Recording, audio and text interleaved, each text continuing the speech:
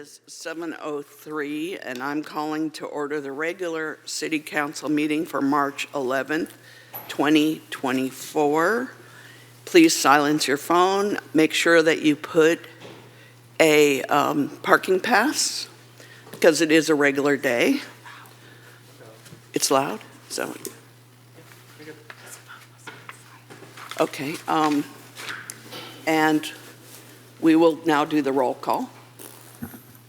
Councilmember Bowles. Here. Councilmember Big Stick. Present. Councilmember Beer. Here. Mayor Pro Tem Beckmeyer. Present. Mayor Vaterlos. Here. And now I will read the land acknowledgement. The City of Pacifica acknowledges that we occupy the unceded ancestral homeland of the Ramaytush Ohlone people, who are the original inhabitants of the San Francisco Peninsula. We honor the Ramaytush Ohlone people for their enduring commitment to Mother Earth. As the indigenous protectors of this land, and in accordance with their traditions, the Ramaytush Ohlone have never ceded, lost, nor forgotten their responsibilities as the caretakers of this place, as well as for all people who reside in their traditional territory. We affirm their sovereign rights as First People and wish to pay our respects to the ancestors, elders, and relatives of the Ramaytush Ohlone people. And we're going to now salute the flag led by Mayor Pro Tem Beckmeyer. I pledge allegiance to the flag of the United States of America and to the republic for which it stands, one nation, under God, indivisible, with liberty and justice for all.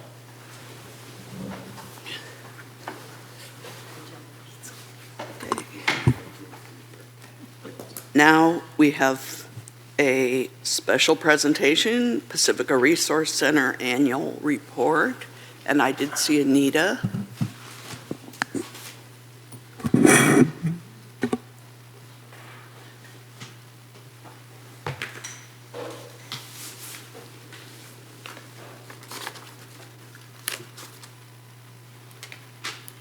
And Marge Davis. Thank you so much for having us here today. Yes, thank you. Marge is going to start us off, though. Yeah.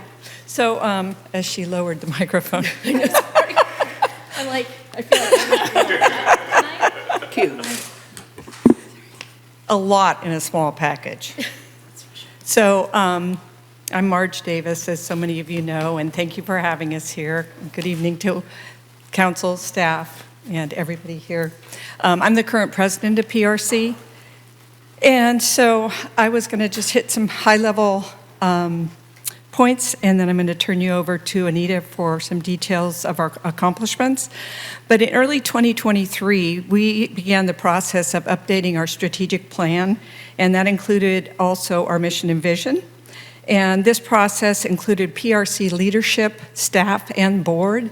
And we had a day retreat where we got together and really shared ideas and our vision for the organization. And what I'm going to review with you is some updates on some of what we did.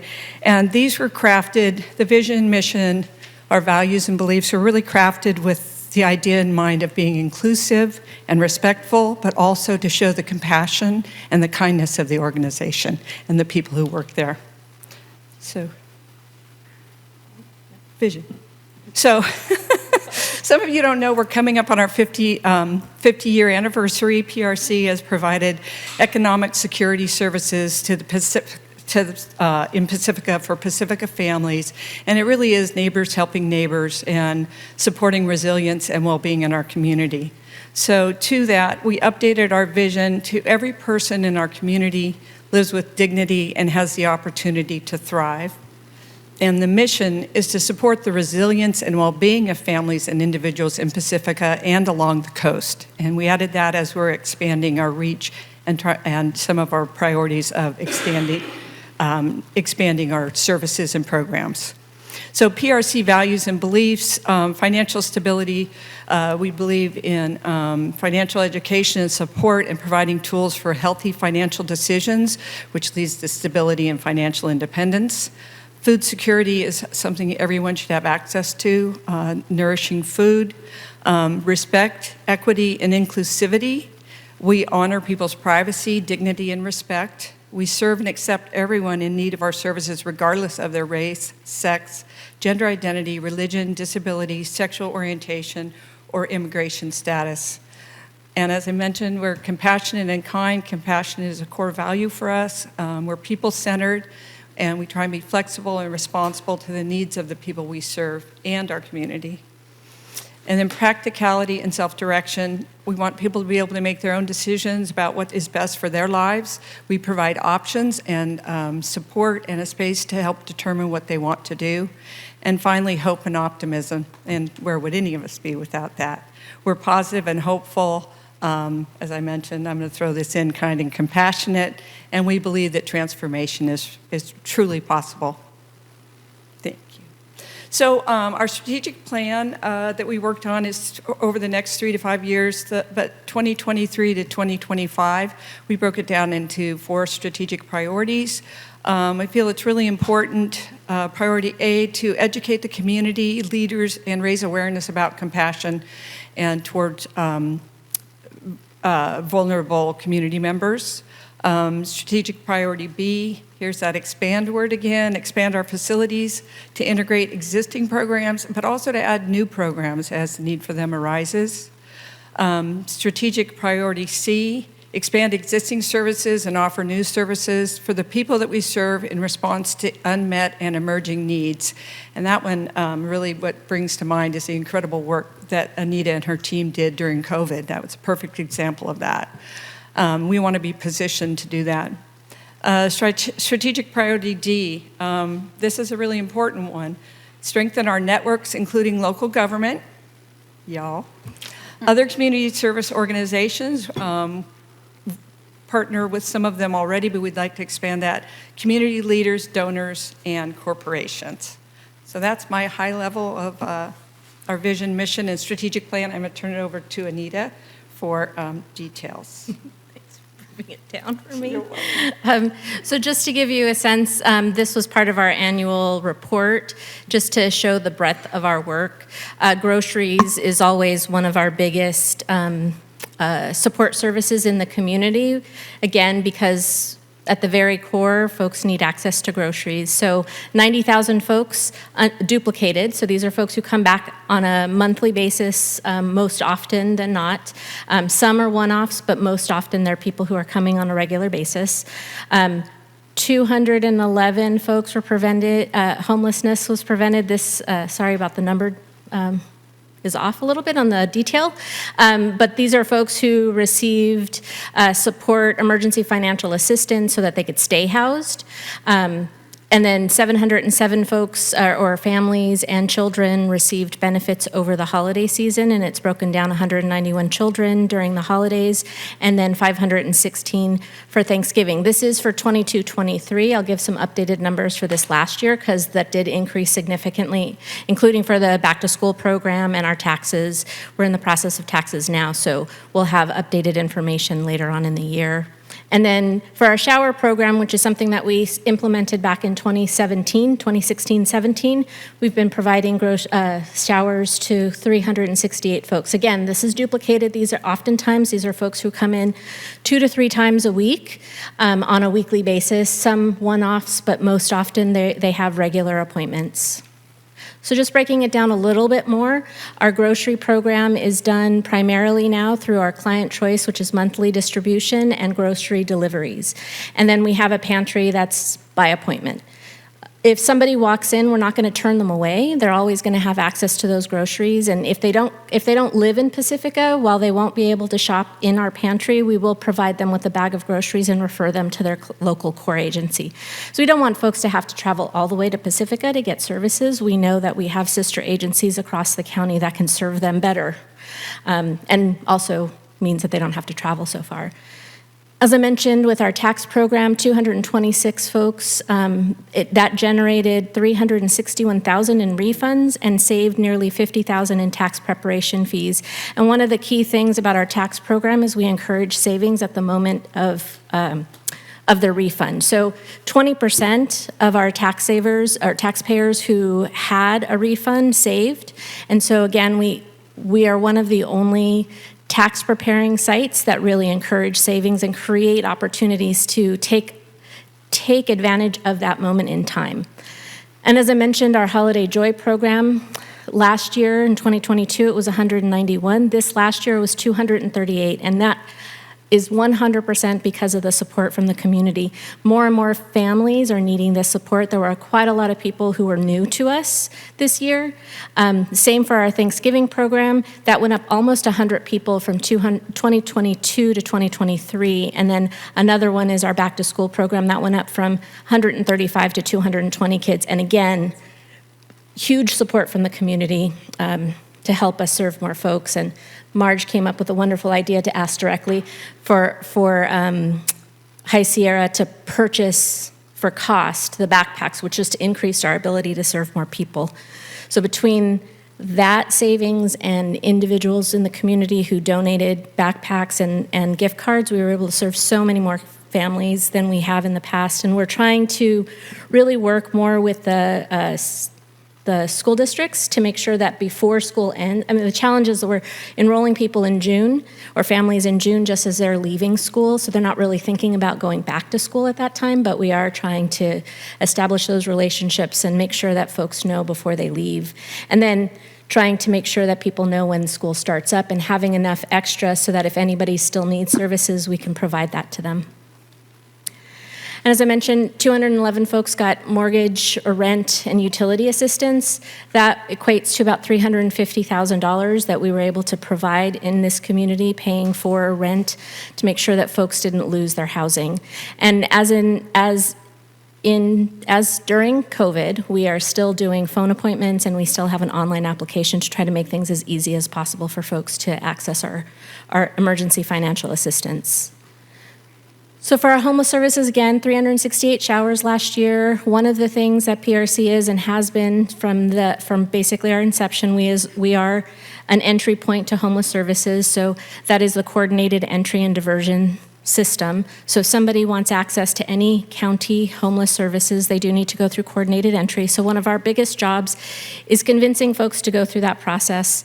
Many people don't want to be in the system.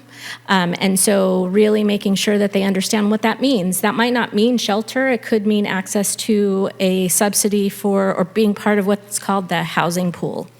So specifically, 4-ish years ago, we started our Unhoused on the Coast outreach program. So last year, we did street outreach to 99 unhoused folks that were in encampments, vehicles, and on the streets.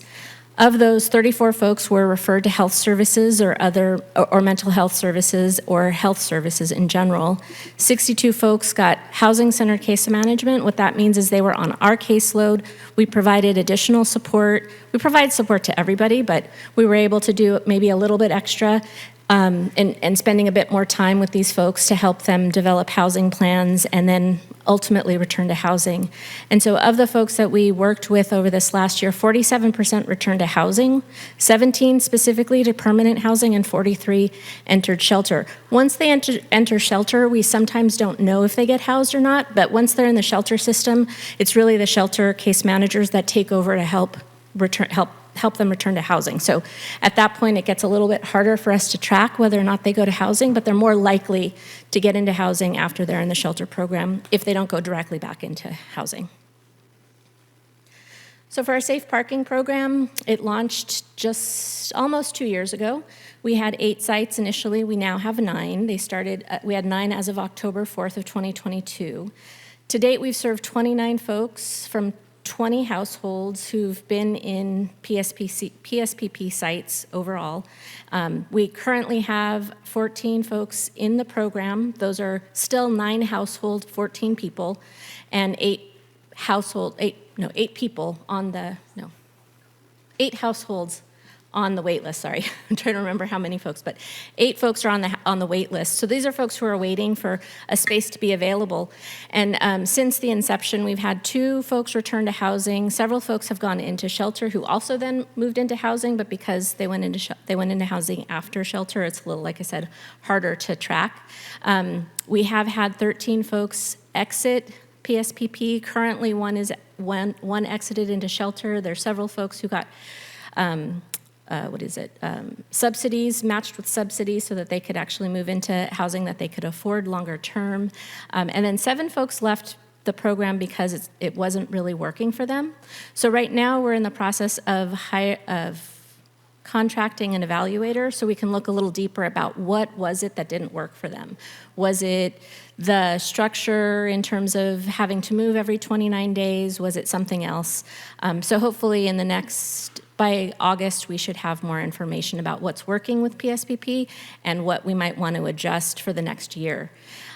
One update that we've learned, we were able to move one of our folks into the SFRV resort, and that was as a result of the need to move the one site in front of the North County Water District.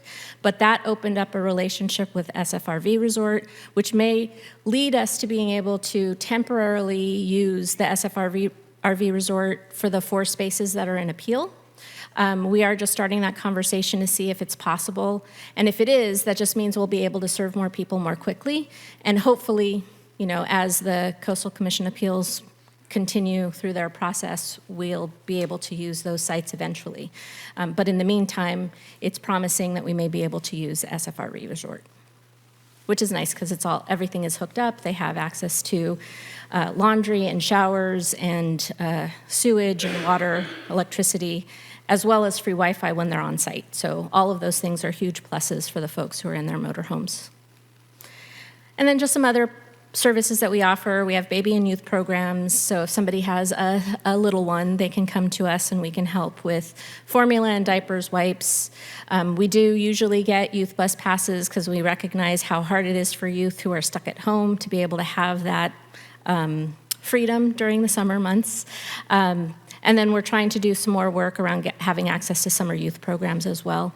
And then with transportation assistance, again, bus passes, tokens, car repairs, taxi vouchers, if folks are trying to get to appointments, those are all things that are accessible through us. And then we also have laundry services, clothing, medical assistance. We have a veterinarian that comes in once a month, as well as access to Rockaway Ricky funds to help for extra costs for pets.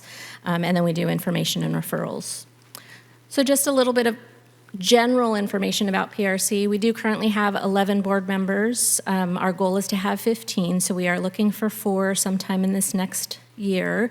So if you know anybody who would be a great addition to our board, please let me know. We currently have 20 staff. That is 18.925 full-time equivalents. That includes 2 part-time and 1 temporary staff person. We just hired the last person. She's starting on the 18th, so we're very excited to finally be fully staffed. I feel like the last 2-3 years has been recruiting for whatever reason. And then one of the things in terms of our programs, we are expanding our grocery programs. We're currently looking at a space that would include food storage and would move our pantry down the street from our office. So we're looking forward to that additional space and how that might change our grocery program. We're looking at things like having a card that folks can come, and like a punch card, so they can come whenever they want during the month to grocery shop, basically. And so really kind of shifting away from this emergency sense, but more about maintaining and maintenance for folks who are struggling. And then, of course, we still have our emergency pantry, but that would be one way to serve more people. And then we are still looking to relaunch our volunteer program, starting with monthly orientations, especially with more space. We'd be able to have more volunteers, because I don't know if it's been a minute since anybody's come by our office, but it's very full and no room for volunteers to help in any way, even though we have plenty of people in the community who would really love to help. And then we are one of the biggest, exciting things that's coming is that we are looking for a forever home, someplace that we would be able to build out everything that we would need in our space, all in one place, to have space for people, for our partners to come and provide services on site. And so we're just at the starting phase, but hopefully we'll be able to share more over time. And then more information, depending on what you're looking for. Me, Marina's our client services director, our lead unhoused on the coast outreach person is Sundiata, but anybody can reach us at ucoutreach@pacresourcecenter.org. Any one of the outreach specialists would be able to help, and then our Safe Parking Program Coordinator is Catherine. So happy to answer any questions if you have any. Are there any questions from council? Go ahead. I don't have a Oh, question. sorry, Tiger, did, I had just one question. Are you able to forward We us did. this slide deck so that we have the information personally? Yes, Thank you. Sarah has it. Thank you. I have one question. I appreciate you saying how the needs have changed for certain programs, for like the kids back to school and so forth, but what are you kind of seeing, like in the last 5 years, the demand for your services? I think that always, groceries is always a big one because the cost is just kind of costs overall. And so when people have to choose between certain things, oftentimes they'll choose to not get food or not have access to groceries or even food for their pets, which is why I think that the sort of the pantry that also includes pet foods and other things like that is really important. I would also say, let's see, food, and then emergency financial assistance to stay housed. I mean, so much of our work is more than, like we don't necessarily, like everything you can think of in terms of our work is really about helping people stay housed, right? The groceries are to reduce their costs so they can continue to pay their rent and their other bills and not get behind. If we help with transportation, it's so that they can continue to work or get to appointments so that they can keep their housing. The utilities, it's about, making sure that they have the lights on. And then in the event that somebody loses their housing, that's when the unhoused work starts. But really, everything is all about helping people stay housed because we know that if you're housed, you're more stable. If you're more stable, you're more healthy. Like all of those things come into play when it comes to just services in general. So even though there's individual things, it all goes back to housing. Makes sense. Thank you. additional, Mary? Yeah. Thank you so much. Always thank you so much. I think I just wanted to highlight a couple things that you said because I don't know if everyone understands how long it really takes to get someone housed. And I know that now because we have a personal experience from my family member.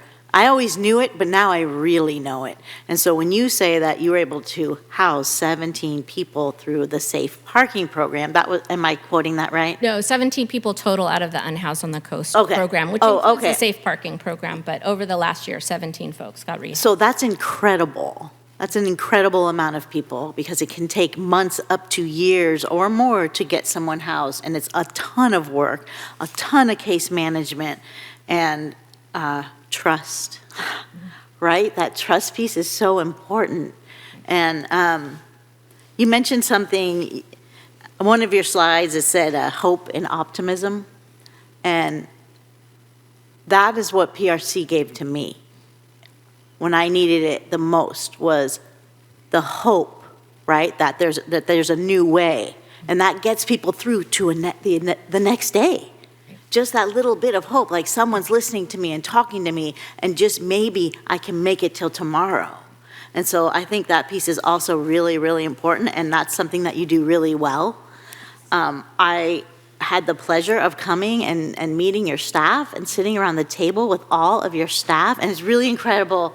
You should see all the people that are working there. It's so great to see like a full staff and all the beautiful faces all around the table. So congratulations for that, for being able to uplift your staff and teach them. And I know you at the helm is why this is all happening. So thank you, Anita. The coordinated entry system is complicated.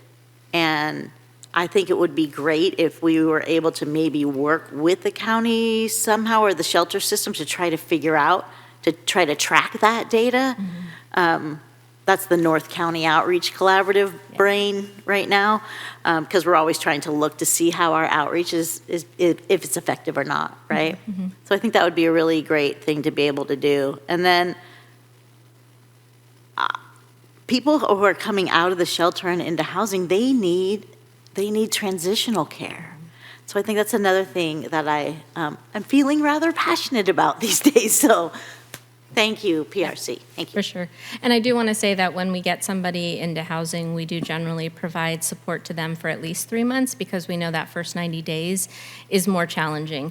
It is a lot easier when they are local, but if they aren't local because they've moved out of the area, we still try to connect with them because we know that first 90 days is the hardest. Absolutely. My question is, hi, thank you very much for that presentation. My question to you is, what kind of advocacy or assistance do you need from this council in terms of the county, in terms of the state? Like, how can we help bring resources or attention to programs? I was noting the expanding service programs to the entire coast. Well, I don't know if entire is the word you used, but I don't know, because I'm assuming you're connecting with ALAS and Oh, for sure. all of the Right. agencies up and down. Yes. But is there like a boundary line or? Yeah, so our core services are only Pacifica. The only service that is beyond Pacifica along the coast is our unhoused on the coast outreach work. And so that it's very specific. And anything else that we normally do in town, we have sister agencies that do it in all of those other places. So we're absolutely connecting with them and really taking the lead from them in terms of like if there's a couple folks that they might know that they don't have the capacity to go to them, then that's something that we can do, in addition to finding new people who maybe are just kind of under the radar. But yeah, our core is still Pacifica. It's really just, when we were doing the our strategic plan, we wanted to acknowledge that there was some work that was happening elsewhere, but we're not trying to duplicate services. We're Right. just Oh, I trying to know. supplement, absolutely. So one other thought I had is there a need for practical support, kind of like the backpacks program and the Holiday Joy? You know, those are at fixed points in the year. Right. I'm thinking about when folks are making transitions into housing and maybe they need stuff. Is there any sort of service club group in town that could potentially assist you with those kinds of things? I think that we don't have a lot of room to store things, so Right. that becomes the biggest issue.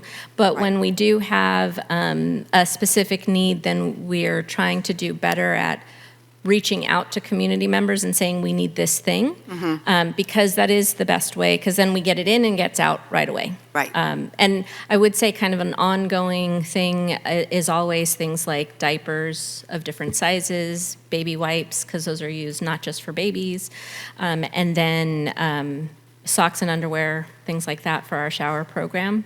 Those are always key things that we kind of cycle on and off depending on, sometimes we'll have a lot of one size, so we'll tell folks. So we're definitely trying to tap into those community groups better when we have a specific need, because it's really hard when you don't have space to store any of those things. Right, and so I was thinking, I wasn't thinking about storage on your part, I was thinking more about that immediate call. Yes. Like, we need Right. 3 beds, bedding, towels, blah, blah, blah, blah, whatever it might be.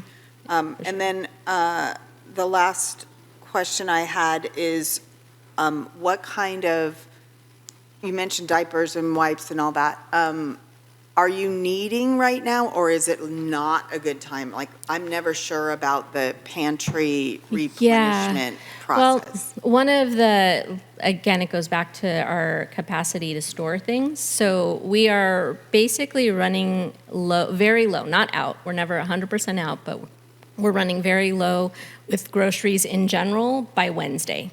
So we get a delivery from Second Harvest on Monday, and by Wednesday, we're pretty low. And so one of the things we're trying to explore right now is maybe doing a call out for Thursday, Friday, bring us some food on Thursday and Fridays. Like, those are the key days, because Monday, Tuesday, Wednesday, we're usually pretty good. Maybe even Wednesday afternoon to Thursday.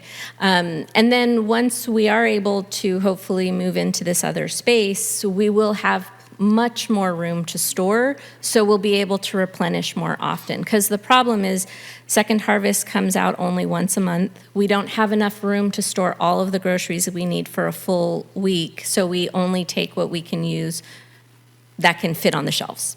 And so that's where the challenge comes in. So once we're able to get to a different space, we'll have a lot more capacity. We'll be able to get more, a bigger truckload from Second Harvest that should last us the full week. But in the meantime, yeah, Thursday, Fridays, Wednesday afternoon, Thursdays. I'm going to say not so much Fridays because we're closed early on Fridays, so probably Wednesday afternoons. We're open till 7:30, just like the city. And then Thursdays would be great for food donations. Got it. And we do have refrigerator, freezer, so we do have the capacity to have perishable items, not just non-perishable. Thank you. Yes, absolutely. I just want to say thank you for everything that you do. I've told people to go there. We used to contribute more than we do now, so we should go back to that. I also want to thank the people in Pacifica because I've seen several times on either Pacifica Locals or free stuff, and people will say, I was formerly homeless and I'm moving into a new place, and please, if you could donate anything. And the people in the Pacifica are so wonderful. Oh, I have 2 end tables. I have a bed. I have this. I have an air fryer. I have a slow cooker. I mean, it's amazing the things that people donate, and it makes my hair stand up. And you know, and I'm sure that helps you guys too. Oh, absolutely. Because it makes the people more stable in their location, and then they have the things that they need. And thank you for getting them into the housing. Right. And then they feel like they're not alone because community members are supporting them. Because when somebody is unhoused, oftentimes they feel invisible. And when they're housed and they get the support from the community, they're seen. And that makes a huge difference. Absolutely. It's a really great thing. Anybody else? Yeah. Yeah. Okay. Oh, there's lights on them. Another question did occur to me. I have forgotten statistics over like the 9 years I've been hanging out with y'all regular. But last I was aware, it seemed like half of the Pacifica population at this point could qualify for services. Is that about a right understanding? Yeah, that's still accurate when you look at the 80% of median income and the average household income in Pacifica. Nearly half would be eligible for our services because we do use 80% of median because we know how expensive it is to live in this area, and we don't want to turn people away because they might be making a bit more. And I wanted to echo a little bit the mayor's sentiment, and then kind of wrote down some of my personal history, which I feel like at this point is a broken record that yearly I repeat. So I'll forgo it this round, except to say that I am so very grateful that PRC exists, that I do get to spend any amount of time and contribute in any manner, way, shape, or form. It's really good to see the updated strategic plan. That's huge. One of the innovations of the last strategic plan that still resonates deeply with me is the notion of trying to catch those people who aren't even right now on the brink, but a couple steps back from the brink. And if you utilize the services of PRC, you won't get anywhere near the brink, and to the tune of 50% of the population at this point. And so I am deeply appreciative for all the work PRC has done to try and destigmatize the notion of getting help, which is a heck of a trick, depending on the case you're looking at. But my message to anyone in Pacifica, you know, flip a coin, you're probably somebody who absolutely could be utilizing the services of PRC. Not only is there no shame in it, this is what community looks like. Yeah. If you think you need something to just stabilize a little bit, check out what they got going on. Just look at the website, make a phone call, and see if PRC is able to offer you 1 out of 2 people in our community that whatever thing you need to feel like, you know, I'm going to be okay from here on out if I just have that little bit of help right now, or whatever amount of help you need. Take the opportunity, and thank you so much for providing the opportunity and helping us as a community to be that conduit in which we're helping each other. Hope and optimism. Christine. Okay. I just want to thank you both for all that you do, and yeah, having been in your offices and seeing how much you accomplish with so little space. I'm excited that you're going to be able to expand the food program soon, and I'm guessing that that's probably where your volunteers, will be Yes. able to help. Yeah, it'll soon. open up the space for sure. Yeah, and then that is such an amazing opportunity for community members and kids too to really be able to help, one-on-one with our community. And I'm excited about your dreams for your future. And it's really just been a pleasure to talk with you all about that and kind of help think about the next steps a little bit and to make you more sustainable for the next 50 years. Congratulations on almost 50. I'm assuming there's going to be a big party this year. Yes. September 21st, Okay, great. Thank you. for sure. You said September 21st? Yes, September 21st, our 50th anniversary at Palmapalooza, 50th anniversary Palmapalooza up at Skyline. It's our golden anniversary. Yes. Nice. Okay. Thank you so much for being here and everything you do. And thank you all for the support that you've provided us over the years. We really couldn't be where we are now without the support of the council and the city. Thank you. And I ditto that. Thank you. Thanks for letting me come up. Thank you. Thank you. Okay. The next item is the consent calendar. Do any council members wish to pull any items from consent? No. Are there any public comments on consent? Seeing none, I'll bring it back to council. Would someone like to make a motion?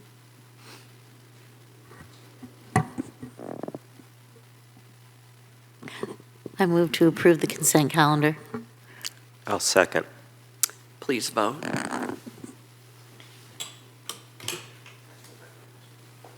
Oh.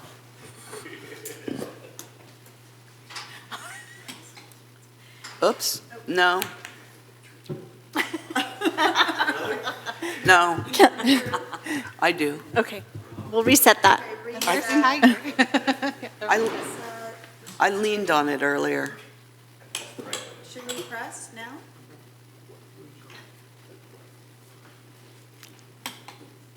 Much better. And with the motion to approve the consent calendar made by Councilmember Beer and seconded by Councilmember Big Stick, the vote passes unanimously. Thank you. So our next item is public comment. People wishing to address the council on any consent. We already passed consent, sorry. Let's go to the right place. Public comment for items not on the agenda. This portion of the agenda is available for the public to address the city council on any issue that's not on the agenda. Any person wishing to address the council shall be recognized by the mayor during this time, provided, however, that only items not on the agenda for that meeting may be addressed. Comments on non-agendized items must address matters within the subject matter jurisdiction of the city. If comments do not address matters within the subject matter of the city will provide you with an initial warning to stay within the subject matter. If the warning is not followed, the mayor will direct the city clerk to cut off the microphone. Council members will not enter into debate with speakers under public comments on items not on the agenda. A maximum of 3 minutes will be allowed for the speakers, and please be kind. And so I have 2 cards. The first one is Tokuko Hirano. Sorry if I didn't say that correctly.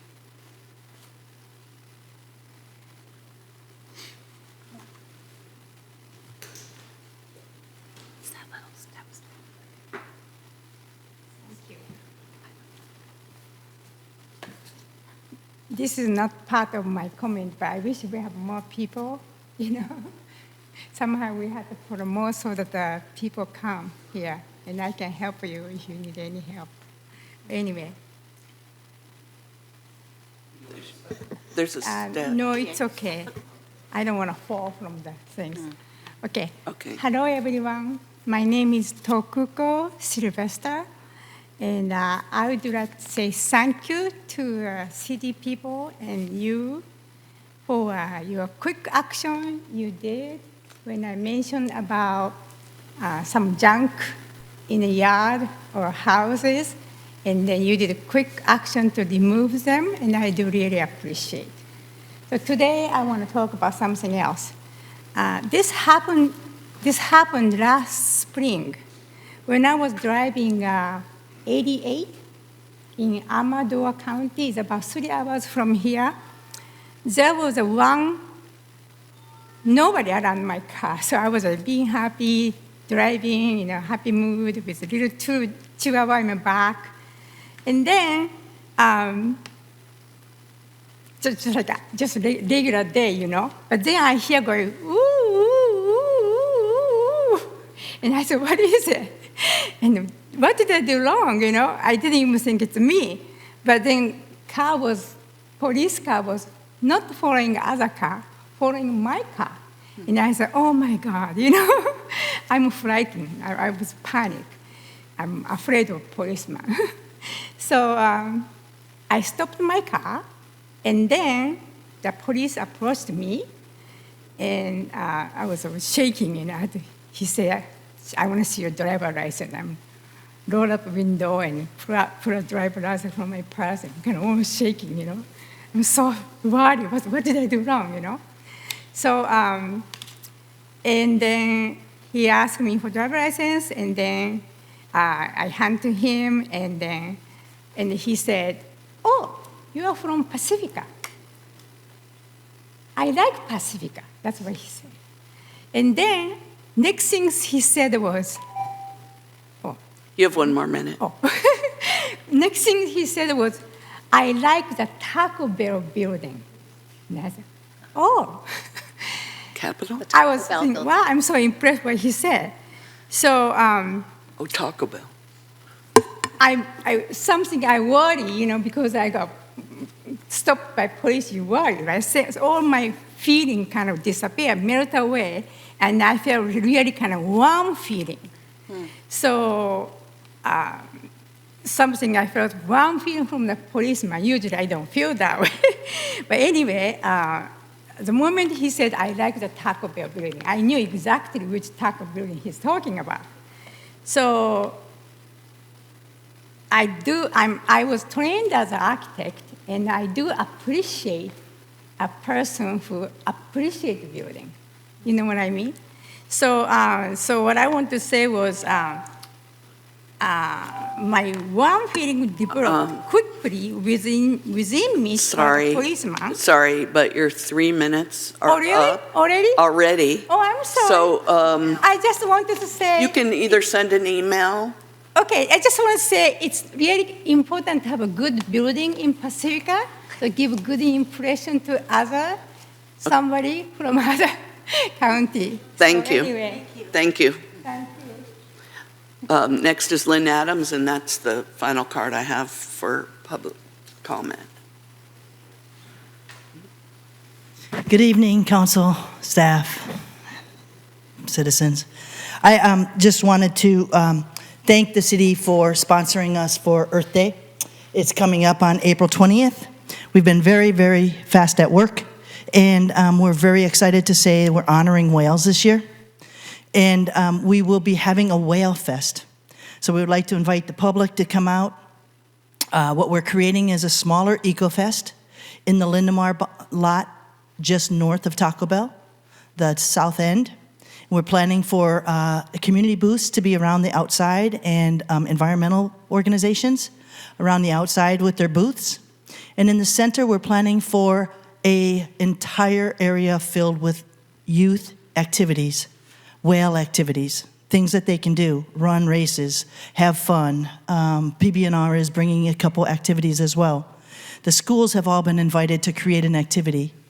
And we're hoping that the Whale Fest will not only attract all of Pacifica, and we hope that everybody knows about it, and we appreciate anybody that can outreach and help share the word, because we want this to be a community event. The mission is to bring us back outside, to see each other, to meet each other, and to be community again, right? And the kids can play, and we can have time to talk. And I think that that is going to be a lot toward community and kindness, and also educational, because the whales are special. Everybody likes to come to watch them, and we should learn a little bit more about them and think about the things that we can do. So prior to Earth Day, of course, before the Whale Fest, there's always action. We clean all the way from Muscle Rock down to Pedro Point, including all of the streets going down. If you ever look at the projects that are covered, it'll cover everything on this side of the highway, a lot of items and a lot of locations on that side of the highway, on the east side. And so we have action from 9 to 11, so anybody that wants to celebrate Earth Day with action can find their fill. People come from all over for that reason. So this is an economic building activity and event as well. So we have a VIP tour as well to go see the sites. Anna Ishu will be our keynote speaker at the Whale Fest. All of the levels of government will have a VIP on there. And other dignitaries will be on the VIP tour. And we have school assemblies starting in a week or two. At all of our schools, we'll get school whale assemblies. Pacifica School District is usually the week of Earth Day. So mark your calendars, April 20th. Grab the poster off of our website. I do have some posters if you want. Grab the poster, share it, invite people from in town and out of town to come celebrate whales with the Pacific Beach Coalition and the City of Pacifica for Whale Fest. Thank you, Lynn. Okay, seeing no one else from the public, is there anyone on the phone? We have 4 raised hands. Thank you. The first raised hand is for Flo Chang.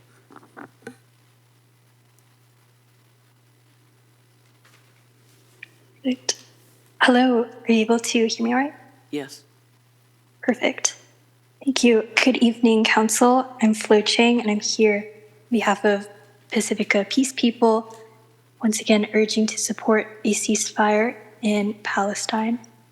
Today is the first day of Ramadan, which is a day of celebration. Well, it's the start of the month, and what's meant to be a joyous occasion and celebration, like many things in this time, is not able to happen in Palestine.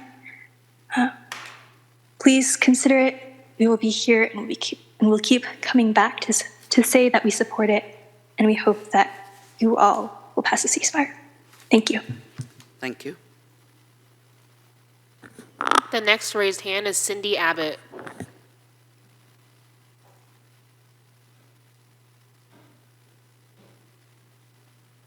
Go ahead, Good Cindy. evening.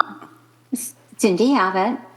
I wanted to share that on Sunday, March 4th, the Pacifica Climate Committee, Pacifica's Environmental Family, Pacifica Historical Society, and the Pedro Point Community Association hosted an extraordinary talk titled Pacifica Against the Sea?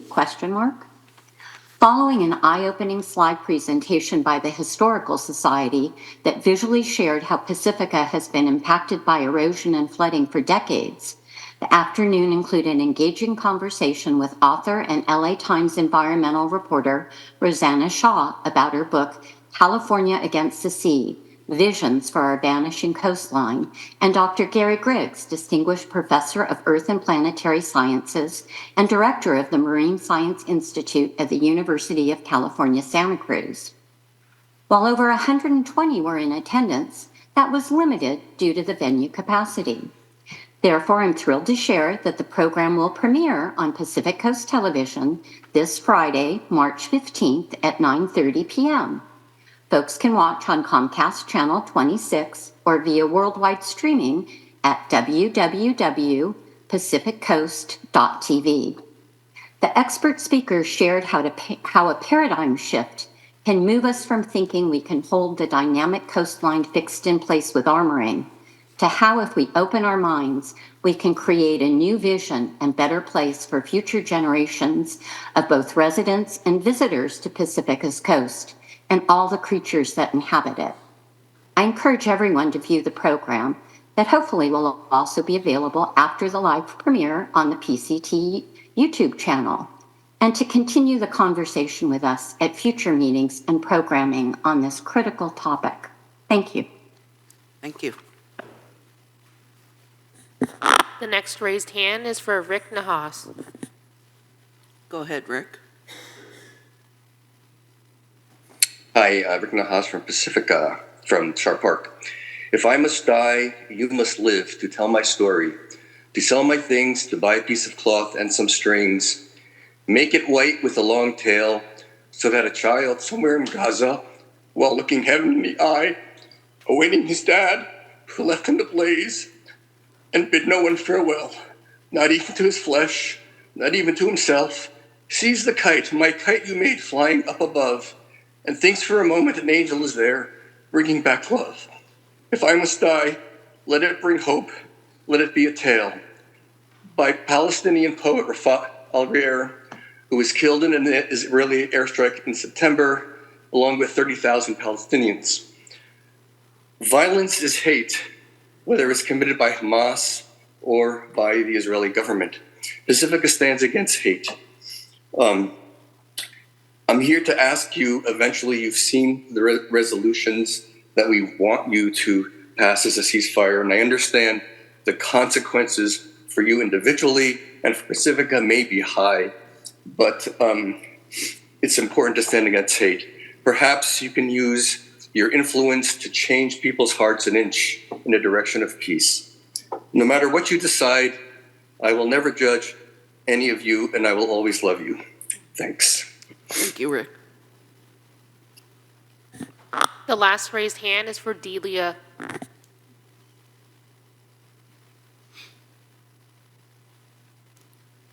Go ahead, Delia. Good evening, members of the City Council and City staff, and to all the people of Pacifica. My name is Delia McGrath. I'm 46 years a resident here and a member of Pacifica Peace People. Our mission is to cultivate a culture of peace in Pacifica, acting locally for peace globally. At present, our global concern is bringing awareness to all the people in Pacifica about the ongoing violence and deaths and destruction in Gaza, and the connection between what is happening there and the impact of this on us who live here in Pacifica. Tonight, I will read some of the names of my own beloved Palestinian family in Gaza who have been killed by the IDF during the current attacks. Uncle Riyad, cousin Farah, 13 years old, and members of the Shihada family, uncles Abdullah, Hassan, and aunts Zainab, Hind, Fatma. 9 children confirmed killed, the oldest being 9 years old and the youngest being 3 months old. Mahmoud, Yusuf, Omar, Dana, Aroy, Areen, Yakin, Ellen, and Lila. As you can see, this global issue has an impact on the people here in Pacifica, and I appreciate Rick for speaking earlier and the beautiful poem he read. So tonight, we Pacifica Peace People invite you to reconsider passing a resolution calling for a ceasefire in Gaza and return of all the hostages, reinstating funding to UNRWA to prevent the starvation of the people of Gaza, as to date 27 children have died of starvation, and to pursue a renewed peace process so that Israelis and Palestinians can live peaceably in the future. Thank you. Thank you, Delia. And There are no other raised hands. seeing no one else, we'll close the public comment and bring it back to council for council communications. I see no lights.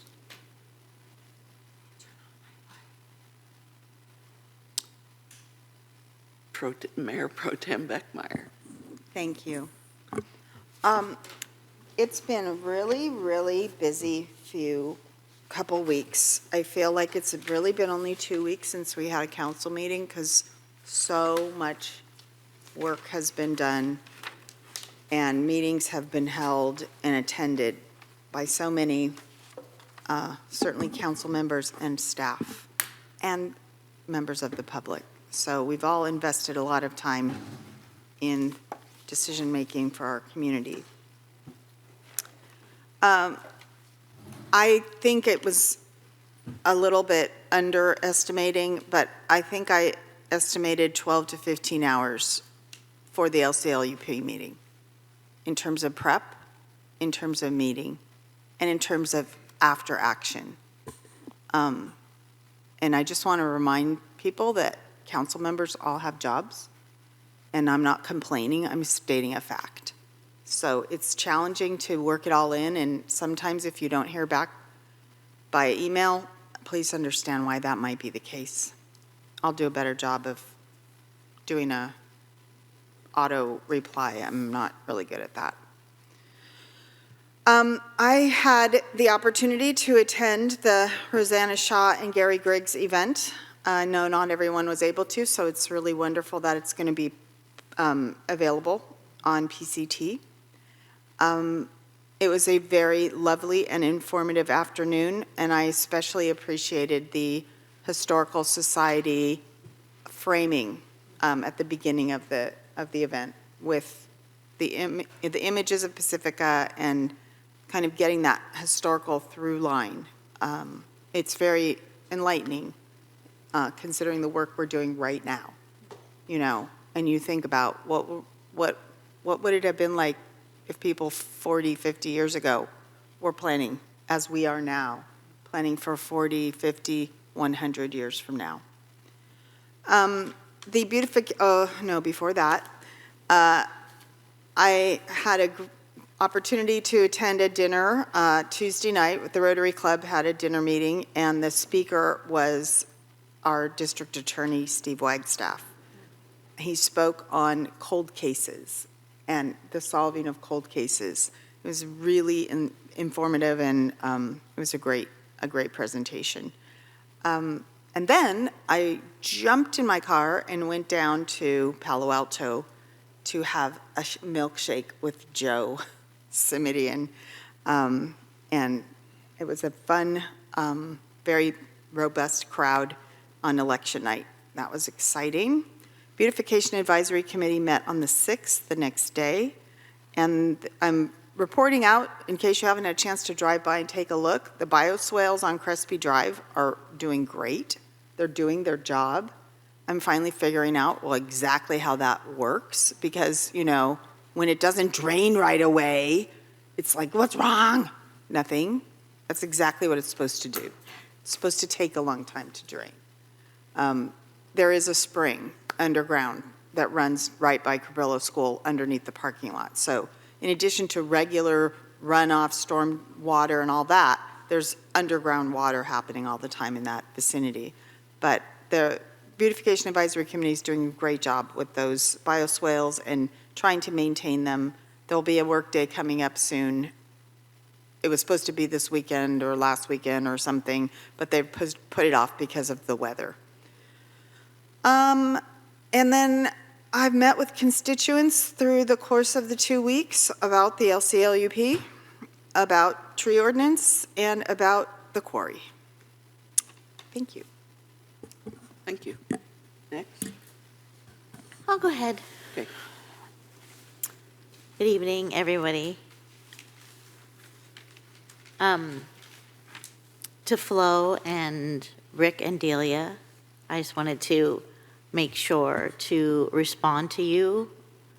And then just to comment that it is the first day of Ramadan, and I am fully aware of what my interns are going through right now. I have 4 Palestinian interns and several students. And so I'm holding them close in my heart. I'm creating space for them to grieve and to move forward the best that we can. And I just wanted to make sure to acknowledge the callers, and yeah, my heart is right there. Okay, so what did I do for the city?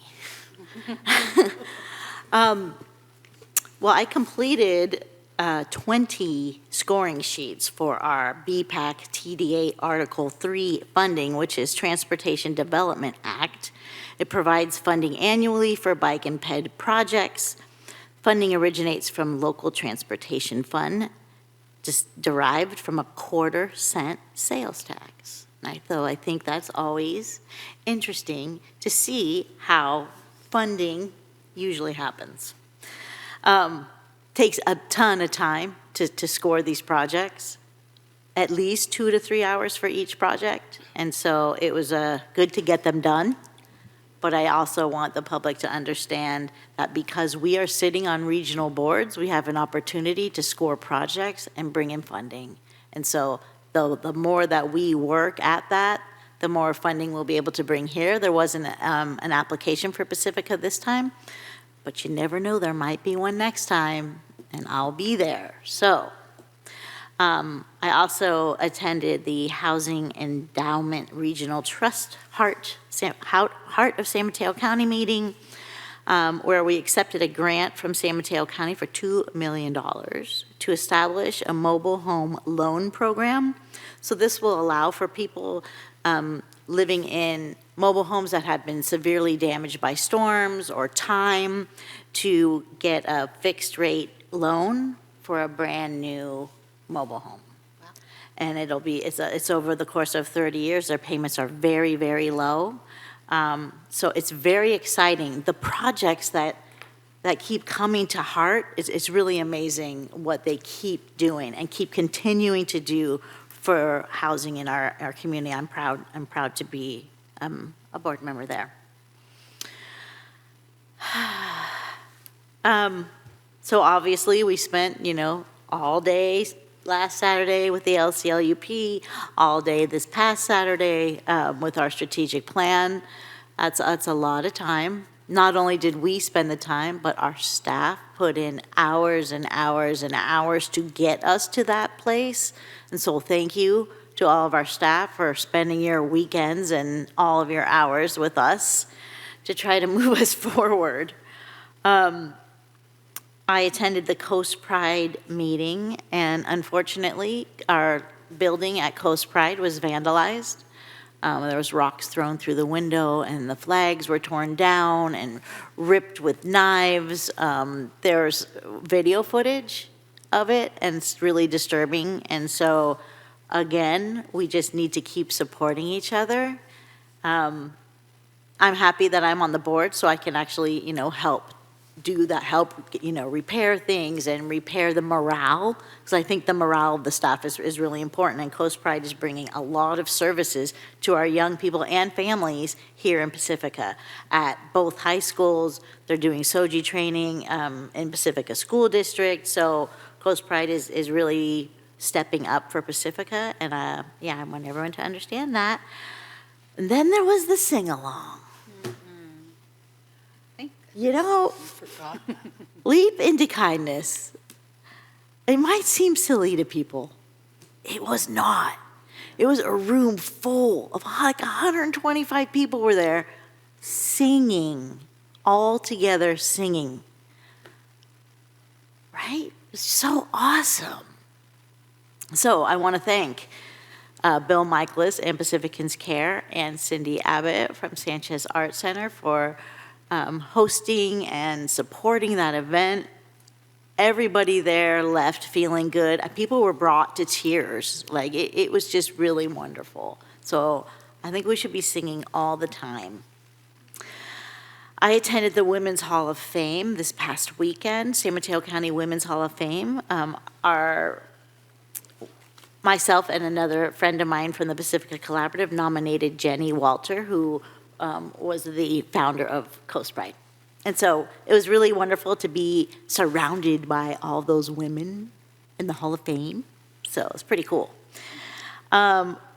The Pacifica Collaborative I want to thank Delia McGrath and the Pacifica Peace People, because at the Pacifica Collaborative this month, we were able to do some anti-racist work out of an activity book, and we are going to be continuing to do little by little throughout our meetings, and it was really wonderful to come together and do that kind of work. So thank you to Delia. I went to the PRC staff meeting to talk about our Art for a More Peaceful and Just Community project to see how they could participate. So that was really great. Thank you, Anita, for that. And then with my prevention hat, we're going to be bringing a Narcan training to the outreach workers at the Pacifica Resource Center so that they can have Narcan with them in case they need it. That's it. Thanks. Christine? Thanks, Sue. Yeah, it's been a crazy few weeks, just getting ready for these long meetings and meeting with a lot of constituents too, and trying to study up on the issues so that we understand and try to ask the right questions to help move our city forward. Let's see, I met with the Pacifica Climate Committee, who was helping to organize the Rosanna Shaw event also. They're also planning another building electrification event in May as a follow-up to the one last year, and this will be more like nuts and bolts. How do you do it? So the date's not quite set yet, but I'll get back to you on that. Looking at a couple of possibilities. Yeah, the Leap into Kindness event was so much fun. The energy in the room, the people up and dancing, and what I thought was really fun is in our LCLUP meeting, the way we all started singing. We all live in the city by the sea. By the sea. City. There's so much that unites us, that is good to remember, and joy and gratitude in living in this wonderful town. I also attended, so the Rosanna Shaw event I thought was really wonderful. So if you missed it, I really do encourage people to watch it. Kata Gomez was there to give the land acknowledgement, but she also has been working to learn the Ohlone Ramaytush language, and she actually composed a song about her home village of Timictac and being by the ocean. So that's a language that's been lost, that is being reclaimed, and that was really a beautiful way to start.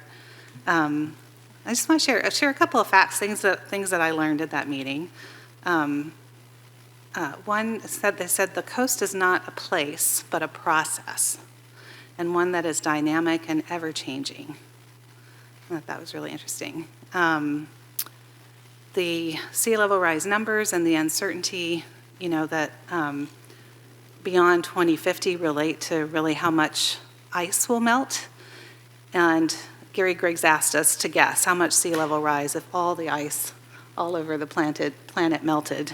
And I was shocked. That's 216 feet of sea level rise, which we're not expecting anytime soon, but I think it's just eye-opening that there's so much work we have to do to make sure that ice doesn't melt in the next 50 years. And then another analogy, he said, it's hard for people to wrap their heads around planning for the future when it seems far away. Kind of like it's hard to get a kid to eat broccoli by telling them if he does, then he won't have a heart attack when he's 70. I thought that was an interesting analogy. But I mean, stressing that empathy is key, and that can help shift conversations, because really we all want to be safe and to have a better future for our city and for our ocean. And it reminded me of something Tiger said at the LCLUP meeting about how we're talking about our homes, right? We're talking about our physical homes, we're talking about our planet Earth home. And yeah, that was a really powerful analogy. Thank you. Anyway, and Rosanna also said that she's encouraging us because Pacifica is doing the right thing. We are having these conversations and trying to plan, and she knows, unfortunately, many other cities who have just stopped being able to talk about it. And so really encouraging us to keep doing that good work. I had a meeting with Dave Pine and Lynn Matterman from One Shoreline, still trying to learn about the Sharp Park Golf Course, and I heard that the county was maybe looking at taking it over in 2015 and wanted to hear about that, and they decided not to. But Lynn was telling me about a project they did in Palo Alto, because the golf course in Palo Alto that's right by the bay was flooding a lot too, and they did a really interesting project where they actually widened the creek that was there to help flood protection. They had to buy part of the golf course for $3 million to be able to take that land and do that. But that's helped the flooding, in the course and in the community. And the golf course was paid $3 million, which actually helped them do refurbishment work because it had been not very well maintained for years and was falling into disrepair, and less people were using it. So it's a really nice example of a win-win. So maybe that's something we can continue to think about here through San Francisco, who owns that land, not us. And then I had an all-day San Mateo County leadership training. The focus this time was on healthy communities. We got a presentation by Get Healthy San Mateo County, which I think is a relatively new. No? Okay. I got that impression because I had never heard of them. I'm learning about all these organizations that I don't even know about in the county. So anyway, one of the things they were talking about is how your health can depend so much on your zip code.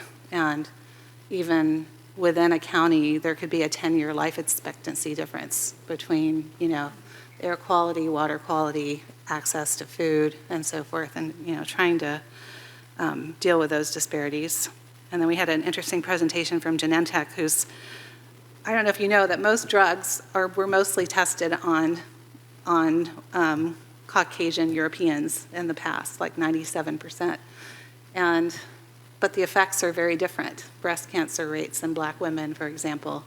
And so Genentech is really trying to move the needle to expanding their testing in the US, but also globally. And actually the government is starting to require more of this too, and not granting FDA approvals if you're not actually testing the target audience for the drug, which just seems so obvious, but making up for a lot of years of improper work. And then I just want to congratulate the 19 new CERT members, the Community Emergency Response Team. That was the first training that was offered since COVID, and really excited to see that program coming back together. Thanks. Mr. Big Stick.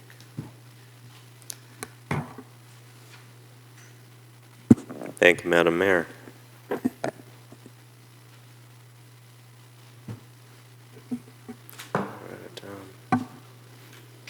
Only 12 to 15 hours in prep work, that's it? Like I said, I probably underestimated. I believe that you probably did. I'll get to my own prep work on that.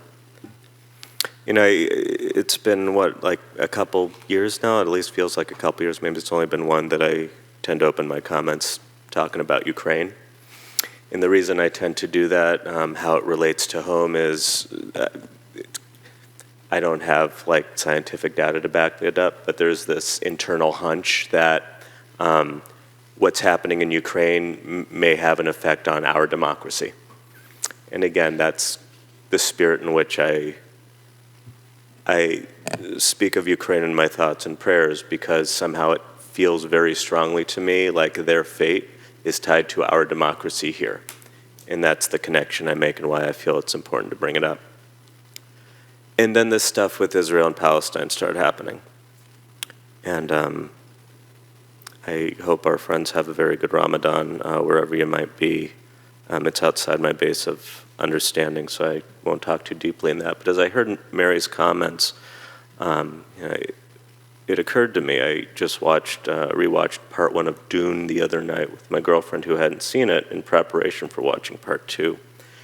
And I was remembered of that, I don't know what you call it, the Dune prayer that the Sacred Lady says about how fear is the mind killer, the little death that brings total annihilation. And that's what occurred to me around this latest edition, in how the way Israel reacted to a heinous terrorist attack has created this heinous humanitarian disaster. And now we all get to navigate our feelings around it. I was somewhat made happy by little things like the U.S. starting to airdrop lots and lots of aid and food, and apparently they're building a thing so that they can send more aid in by ship because Israel's not getting their act together to figure out there's human beings over there also along with terrorists. And little things like, Joe Biden's comment on a hot mic makes me hopeful, but then in the background also I've taken to doing little things like reaching out to various Congress people who I have access to say, hey, since I can talk to you, just quick text conversation. Anyway, enough of that. So the week between our last council meeting and Saturday the 2nd was LCLUP week for me, between prep and meeting with constituents and staff and reading and trying to figure out stuff about insurance and reading. And so that was a long week. My understanding, and I'm sure you'll talk about this, Sue, is that you taped an episode of The Mayor's Office now that it is your office, which I believe will be airing on the 22nd of March. It's a Friday at 8:30, and I'm sure you'll tell us a little bit more about that. So that I'm looking forward to watching it. I'm very excited. I hear from the people in the room that it went very well. I listened in on the Council on Foreign Relations. It was a thing about responding to immigration influx in the United States. It was a lot more dimensional than the very 2D impressions you get from watching news and whoever your favorite echo chamber is. It was a really robust, fleshed out understanding of the immigration things going on. I attended the Hong Kong Economic and Trade Office spring reception, which was held at the Cal Academy of Sciences. I was invited there presumably through the Consulate General's office. As I alluded to before, made an acquaintance with one of the Deputy Consulate Generals, Joe. So thank you for that invitation. To constituent meetings regarding goal setting and also ceasefire. Had a lunch with Seth Miller, who's the staffer for Cal Cities, because I serve on the Legislative Action Committee, so we were talking about the logistics for the upcoming Leaders Summit that's going to be going on in April. I do hope that other council members decide to join. And that's the thing in SAC? That's the thing in SAC. 19th and 20th or something? 17th through the 19th. And then after we leave Sacramento on the 19th, we can go to Santa Rosa and enjoy progress. So far, there's 20 people from all of the Penn Division registered. And there were a couple more meetings about that this morning. And I watched the Planning Commission meeting, and I'm so happy that the train car is going forward. Full steam ahead, if you will. Attended Rotary, which Councilmember Beckmeyer described, in which District Attorney Steve Wagstaff spoke. There was a Freemason event, their regular stated dinner, but a lot of Pacifica police officers show up for that.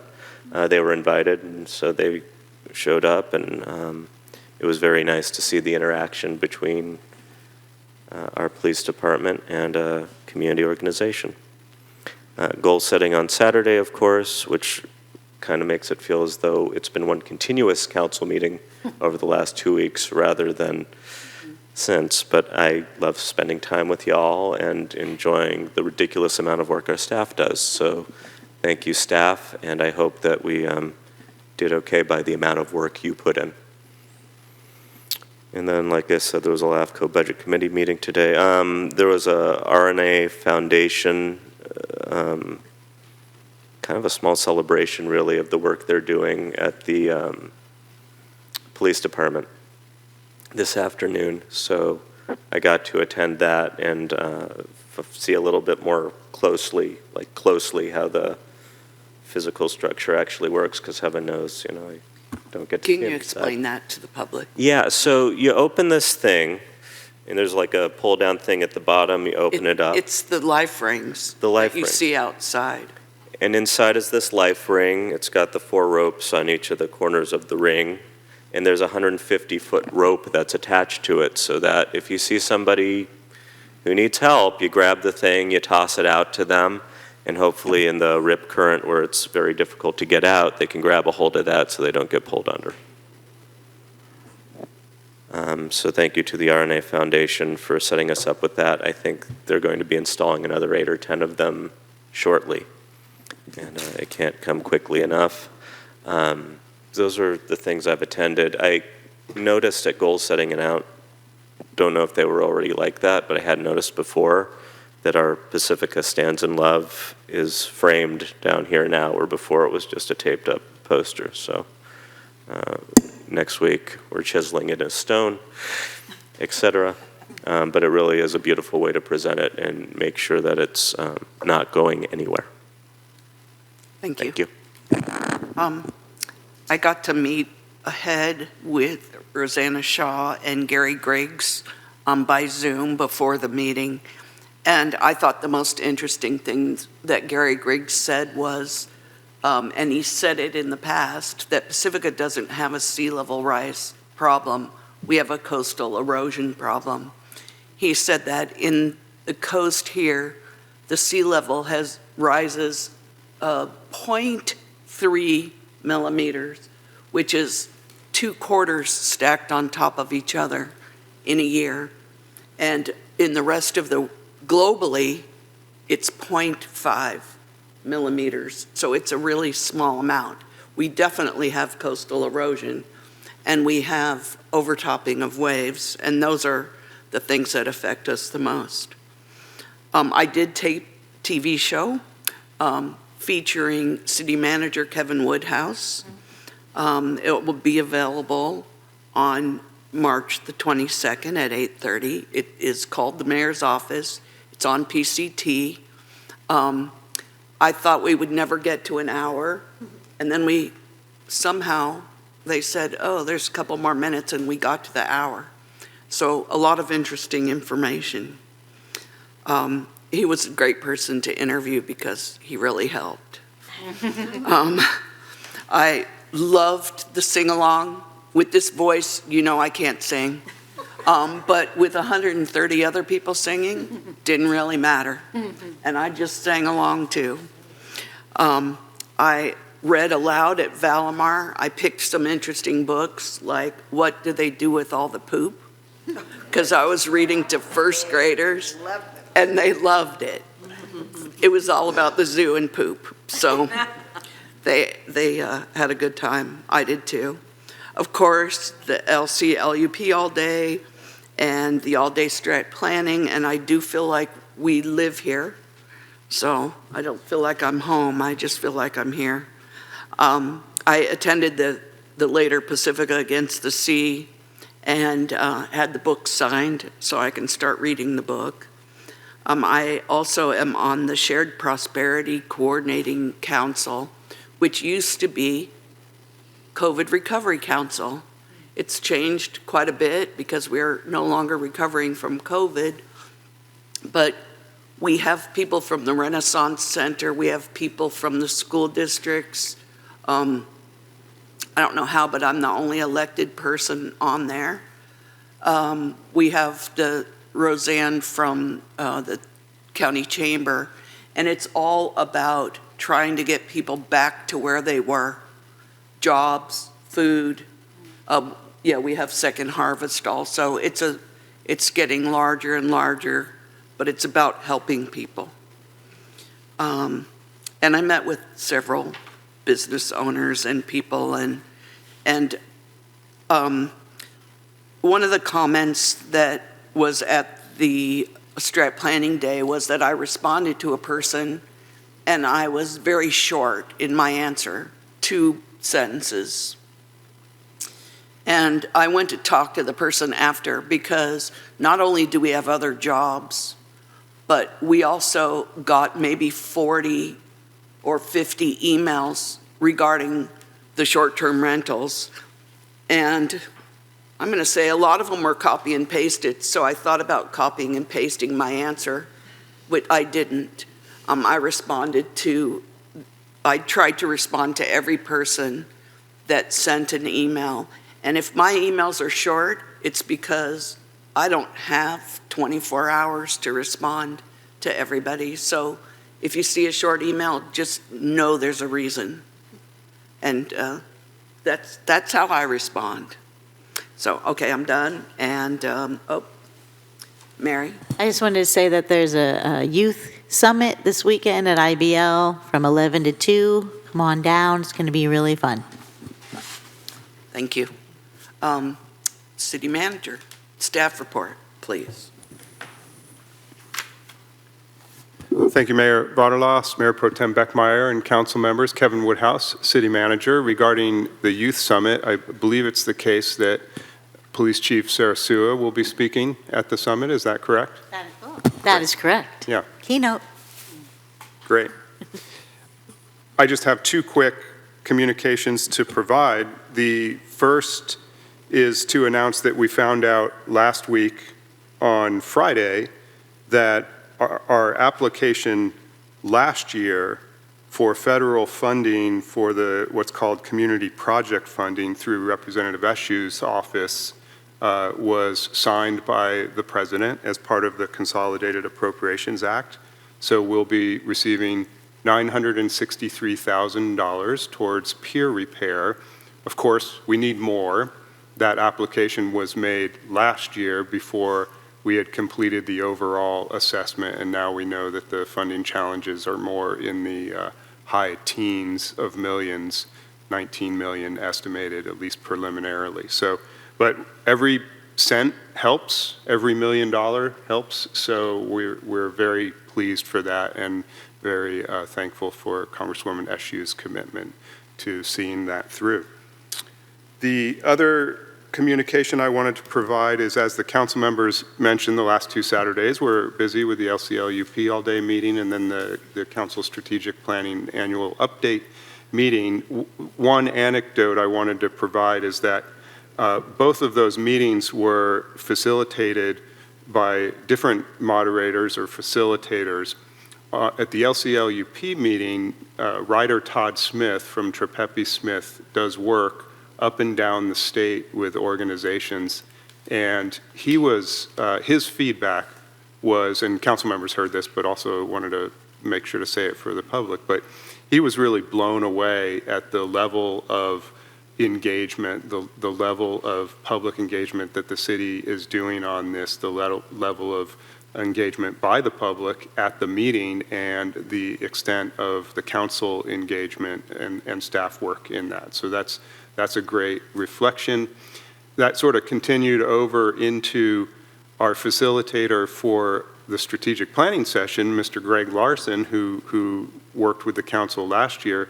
He also emphasized again the level of work that the council is engaged in strategic planning, and that staff is engaged in with the Achieve It software platform tool to be reporting out on progress on the strategic plan is phenomenal. And Greg, Mr. Larson, does work around the Bay Area and beyond, actually, in facilitating city council team buildings and goal setting sessions. So it was great to hear from these experts outside of our normal circles of folks about the success of this type of engagement that the city is doing and the council is directing to be done.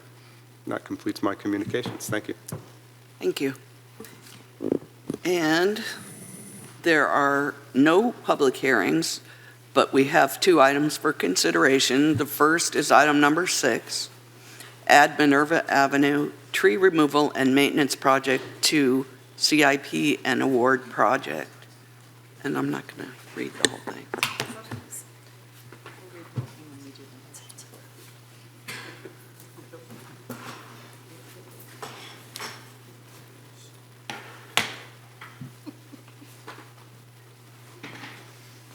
And Lisa Peterson, the planning director? No, Public Works Director, will lead it off, and then she'll introduce us to the rest of her team. Thank you very much. Good evening, Mayor Pro Tem, and council members. Lisa Peterson, Director of Public Works. And we are here tonight to talk about the Minerva tree removals and substantial pruning.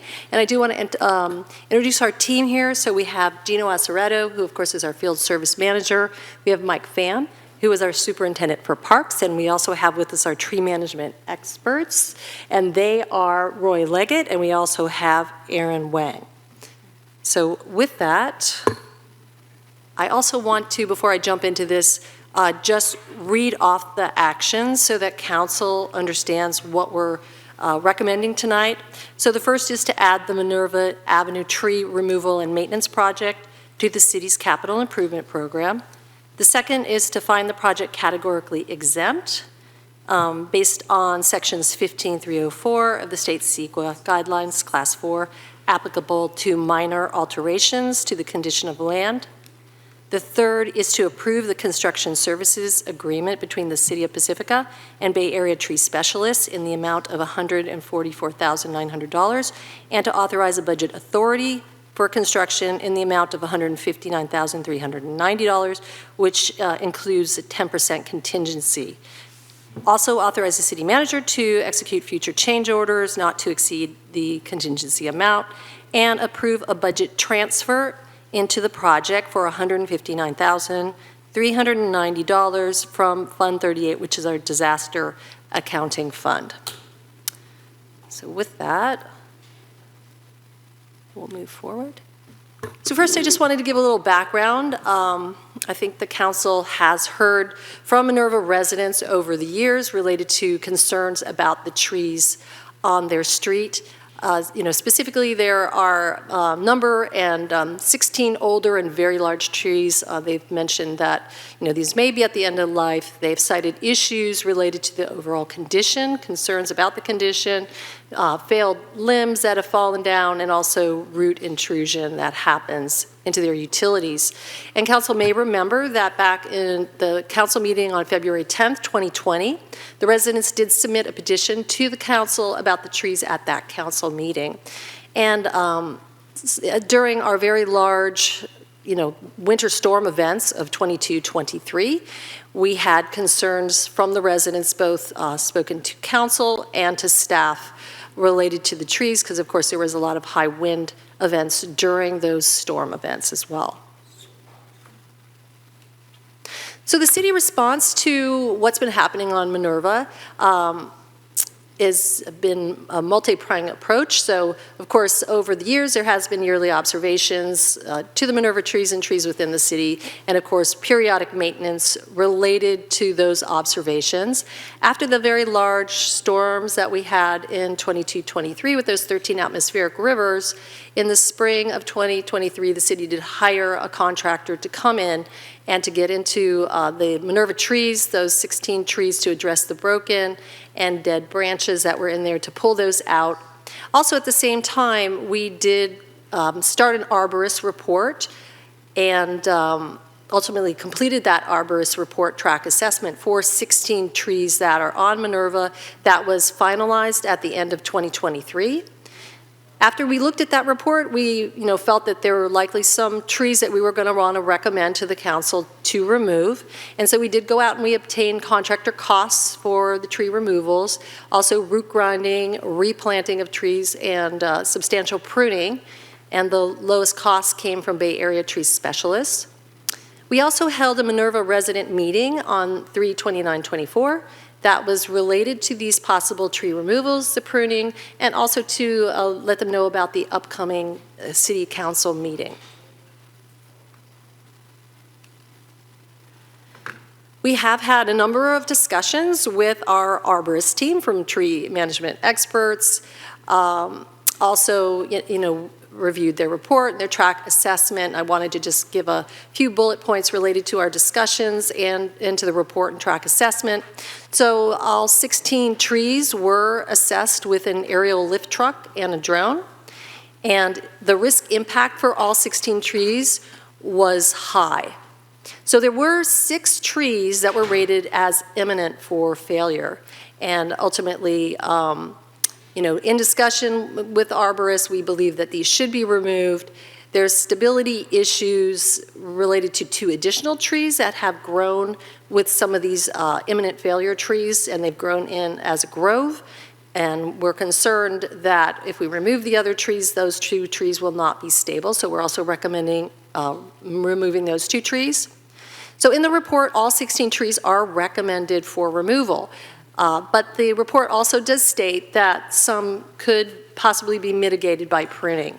So in working with the arborists, we came up with a final recommendation that you see before you tonight, which is to remove a total of 8 trees and to substantially prune the remaining 8 trees. Also, we would need to do yearly assessments and then remove additional trees as is necessary based on those assessments. So I wanted to show you an overview of the Minerva trees. So the trees that are circled in blue, these are the trees that we are recommending to be removed. You also can see the trees that are remaining there. They are not circled in blue. Those trees are the ones that would be substantially pruned. And just wanted to once again provide the council what our recommendation is, which is to add the Minerva tree removal and maintenance program to the CIP, to find the project categorically exempt pursuant to CEQA, to approve the construction services agreement to the low bidder, who was Bay Area tree specialist, and to approve a budget transfer into the project for $159,390 from the disaster accounting fund. And that's the end of our presentation, and we are here to answer questions. Tiger? Thank you. Thank you for the presentation. I went ahead and asked the question in advance of, okay, how much would it cost to remove all the trees? To which the response I got was, well, the current cost with the 10% contingency is about $160,000, and so it would be an extra $65,000 to remove all 16. And I kind of went back and forth with asking the other half of the question, including up until listening to you, and I'm thinking to myself, okay, well, if it's 160 right now to remove 8, 65,000 almost seems like it's a steal, I guess. By the way, not a fan of removing trees in general, but these trees, looking at these reports, they do not look like they are in good condition. They do not appear to be happy trees. They do seem to be in sensitive areas where they can do substantial damage to the people around. And at the end of the day, it's a 2-to-1 replacement. So while not immediate, in theory, it's a larger canopy as a result of removing the trees. So overall, my question, and by the way, as I was reading these reports, and usually I find reading tree reports soothing, but these ones were so meticulously detailed. And I'm kind of, after reading the first 2 or 3, I can kind of zipping down to the end where it says recommended action, remove tree. It seems like 15 out of 16, that was the bottom line, recommend action, remove tree. And like the first one, there was maybe a little bit touch of the mitigation stuff. And so at first I was like, well, no, it seems like we should be removing them according to these reports. So maybe explain a little bit more how we came to the conclusion that 8 of them we shouldn't immediately take care of. But help us flesh out that conversation as to whether or not just get it all done, because it seems like it might be more cost effective to do it on the front end than to wait for the reassessments on the back end and come to the same conclusion that they need to be removed? Yeah, thank you for the question. It's a great question. So first of all, the report does recommend to remove all of the trees. And I think that, also we have an alternative recommendation in the report, which is to remove all of the trees. So I think that, from a staff perspective, and, of course, trees are very beloved in Pacifica. We know that, of course, we all love trees, but we felt that absolutely from our, perspective, we had to remove those trees that were imminent and also those true trees that were root bound with those other trees. Ultimately, it would be more cost effective to, remove all the trees at one time. We came down in the middle a little bit more on the recommendation, also because the arborist report did say there was a possibility that, there could be some mitigation through the substantial pruning. Thank you. Mary. Well, for starters, I want to thank you for all the attention that you've paid to my neighborhood and for meeting with the neighbors on Minerva. It's super important, so thank you for that. If we remove all 16 trees, so even if we just remove 8, the replanting plan is really important to me, and I know that I've seen information that, you don't want to replant street trees, only maybe one there and one somewhere else. So I really want to make sure that we carefully replant along that street, because if we're taking out all the trees, we need to replant all the trees there. And so that I'm very concerned about the replanting. That probably wasn't a question, but you can answer it if you want. Sure. Yeah, so I think ultimately our goal is to try to plant as many trees as possible on the street. I mean, there are some requirements related to how far apart you need to plant trees. And so that's why sometimes we've run into, especially when we're taking out, let's say, one street tree, we find that, okay, we can grind out the stump, we can put another tree there, but we really can't fit another tree in that same location, so we have to find another. Now, certainly Minerva, especially if you're taking out, 8 trees or all of the trees, there's probably going to be a lot more room that we can find to plant all of the, to plant maybe a good amount. Let me put it that way. I don't want to promise all of them, because I know once they get out there and they start measuring, we use the arborist team to help us and, point us in the right direction on what's appropriate that we can plant. And if we do have to plant, some of the others, because we do replace back 2 to 1, then, we find other places to put those. But our goal is always to try to put them on the street. Christine? Just a couple of questions. So in your conversations with the neighbors, is there preference to take out all the trees or to try to keep some of these? I'm not sure that I actually, delved too much into that question with them. I believe that there was maybe somebody who expressed interest in probably having all the trees out, but some of them are here tonight, so they can probably let you know. Okay. I don't want to speak for them. Okay. And then I think the staff report said that the cost estimates, or the cost that of the contract included replanting 8 trees, and that there would be a subsequent change order for 8 more. Do you have a rough idea of how much that was? There didn't seem to be a breakdown in the bid of. Yeah, I think it depends. I think for 8 trees, we were looking at $6,000. Okay. So that's well within the contingency. Yes. Mm-hmm. Yes. Okay, thanks. Sue Beckmeyer.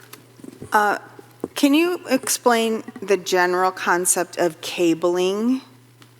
And then can you explain how that process relates to the 8 trees that would be staying under the current proposal? Yes, and I may pass this over to someone who's more of an expert than me on this. Ultimately, I would say that there was 1 tree that was recommended for cabling out of the remaining 8 trees, and that recommendation for cabling came from the arborist team that was with the tree removal company, saying that they felt it would provide them with some more support. But ultimately, I believe that Mike was there and had that conversation, or Gino, if one of you guys can talk a little bit about cabling, or I guess you could as well. Yeah, okay. Yes. I'm Roy Leggett. I'm a consulting arborist, the owner of Tree Management Experts. Aaron and I, you're seeing the whole company right here. So we're both tree risk assessment qualified and certified arborists. We recommend mitigation options on each one of those tree risk assessment forms whenever possible. Now, we didn't offer cabling as a mitigation option in these cases because the trees are so asymmetric. The cabling would be between one decayed branch and another, things like that. And you can't rely on that system unless you have solid, good integrity trees to start with. So there can be a fracture with a solid tree and you could cable it.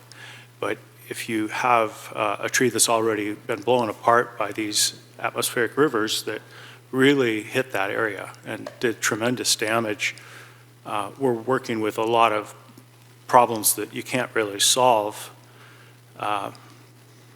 It just creates a bit of a disaster zone. And so I think the cabling is, well, it would definitely be the Band-Aid on a broken leg in this case, and not appropriate. So we do like to use cabling if we can. And the city's installed cabling on a lot of trees. So there you have it. So there we have it. We have one arborist that said to cable and one that's, but that's okay. So, you know, ultimately we can work that through. It's a very small, I think it's like $900 for, you know, to do the cable. So we can discuss that more with our arborist. Just for clarification for the public, because I'm not an arborist, and I bet lots of them aren't either, the purpose of cabling? Well, the Maybe purpose. you could describe and then tell us the purpose. Yeah, the purpose of cabling is to hold different parts of a tree together so they move together in the wind and are reinforced during storm conditions.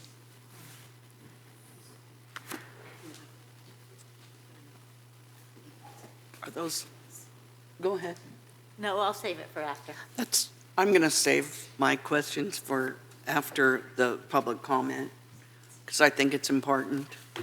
So I'm going to start with public comment. Steve Manis, followed by Dave Permenko, and then Don Herder.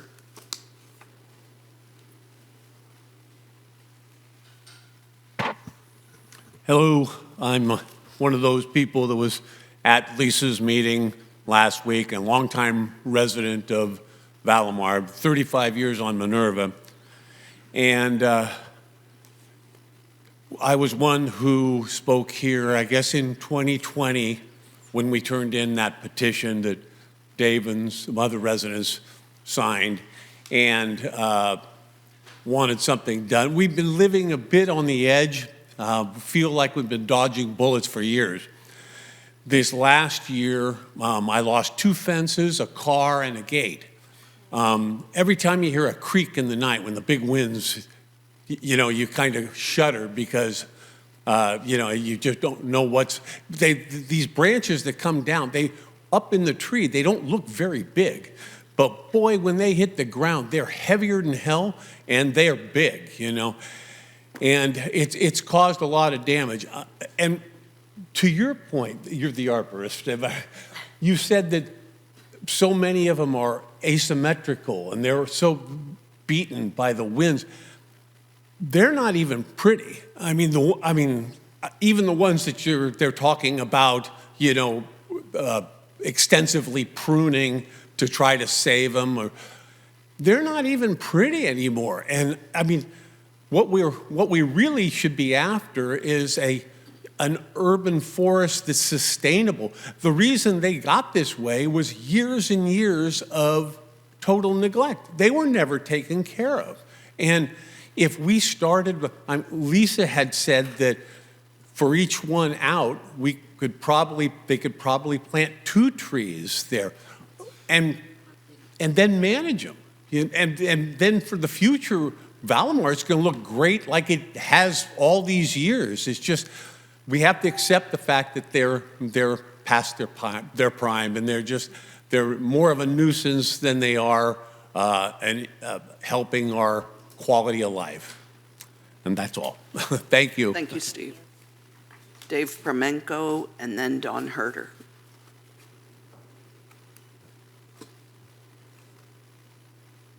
Well, good evening. My name is Dave Premenko, and I live on actually Rena Del Mar, but it's adjacent to Minerva. Half my property's there. And first, I'd like to thank the council and the planning team and the mayor for having the initiative to set this plan. I think it's a great plan. As far as removing all 16 trees, that's probably the best issue here, is saving not only money and the safety, but it'll be so coherent with the whole area. You won't have these things there and these things down here, and then you won't be able to manage that, and then you have problems in the future. So my recommendation to the council is that all of them should be removed for that reason and for safety of the future. Now, I've lived here for over 60 years in that house, and it's a beautiful, beautiful valley. But it's changed over the years, and the trees have changed over the years. So we need plans like this to consist for not just our block, but for other areas that have similar situations, and get some uniformity, but more than that, get a sense that the city cares about the community. And this will show the public and the community that, we're developing and we're planning for the future. We're not just managing and half doing something at a time. So thank you for your time, and again, thank you for considering the plan. Thank you. Don Herder.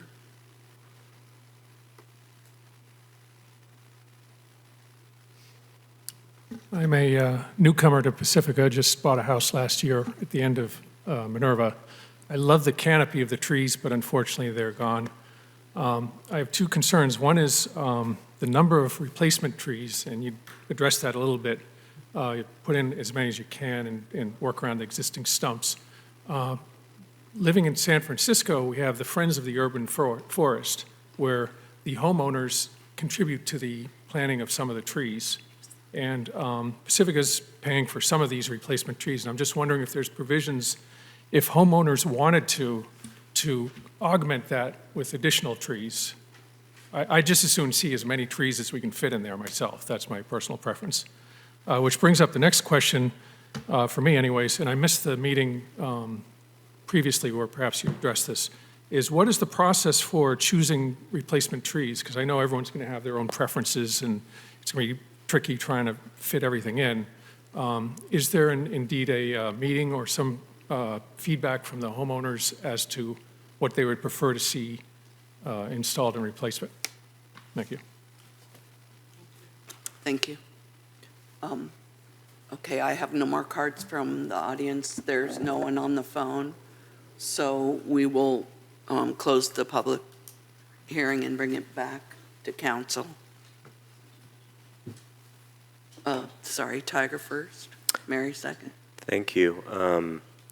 Actually, the last speaker asked one of my questions, and I figured I'd follow up on the other and throw in a third. So first of all, the question, I didn't anticipate if homeowners want to augment with additional trees, could that work vis-a-vis what we're going to be doing? So I think what I would say is that, we're talking about putting in a lot of trees, and the trees need to be spaced appropriately. It sounded like, previously when we were talking about just getting in the trees, for the 8 trees, that there could be an issue of getting any additional trees in there. I kind of feel that the way it's going to work out, even if we take out all the trees, we could be using up all the space because we're planting 2 to 1, right? So that's going to be 16 trees. That's 32 trees. That's a lot. So I'm kind of feeling like there's probably not going to be space related to that, but we can certainly entertain it if there happens to be. I feel like anytime we're talking about trees, I'm immediately looking out at the audience for our Tree City Pacifica friends, and like, I don't see Gail, I don't see Paul, what am I supposed to do? Hi, Marge. Marge didn't speak on this one. It's fine.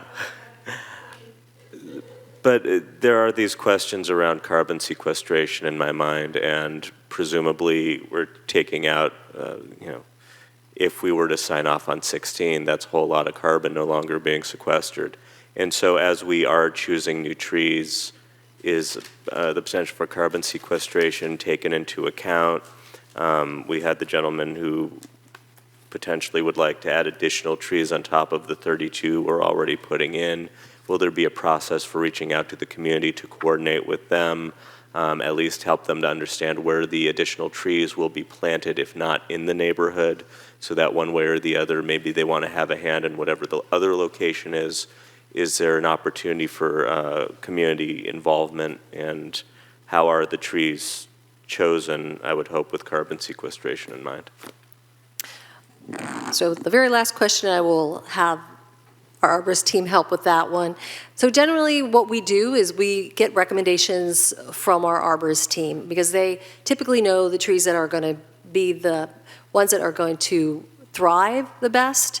Even though we do have a list, as everybody knows, we have a pamphlet that has a lot of trees that are city trees that can be used. But ultimately, our arborist team oftentimes has a very good idea what trees are going to be the ones that are likely to be the most successful, the most appropriate street trees, the ones that are also going to help from a maintenance perspective. So usually we look to our arborist team to provide us with 3, sometimes 4 trees.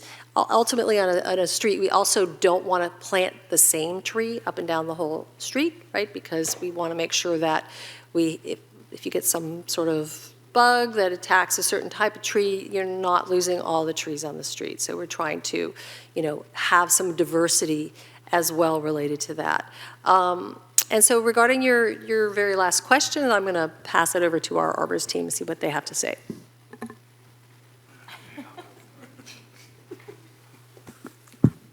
Hi, Roy Leggett again. I guess it was about 15 years ago, I wrote the Trees for Pacifica pamphlet that Public Works, I think, is still using. Yes, we are.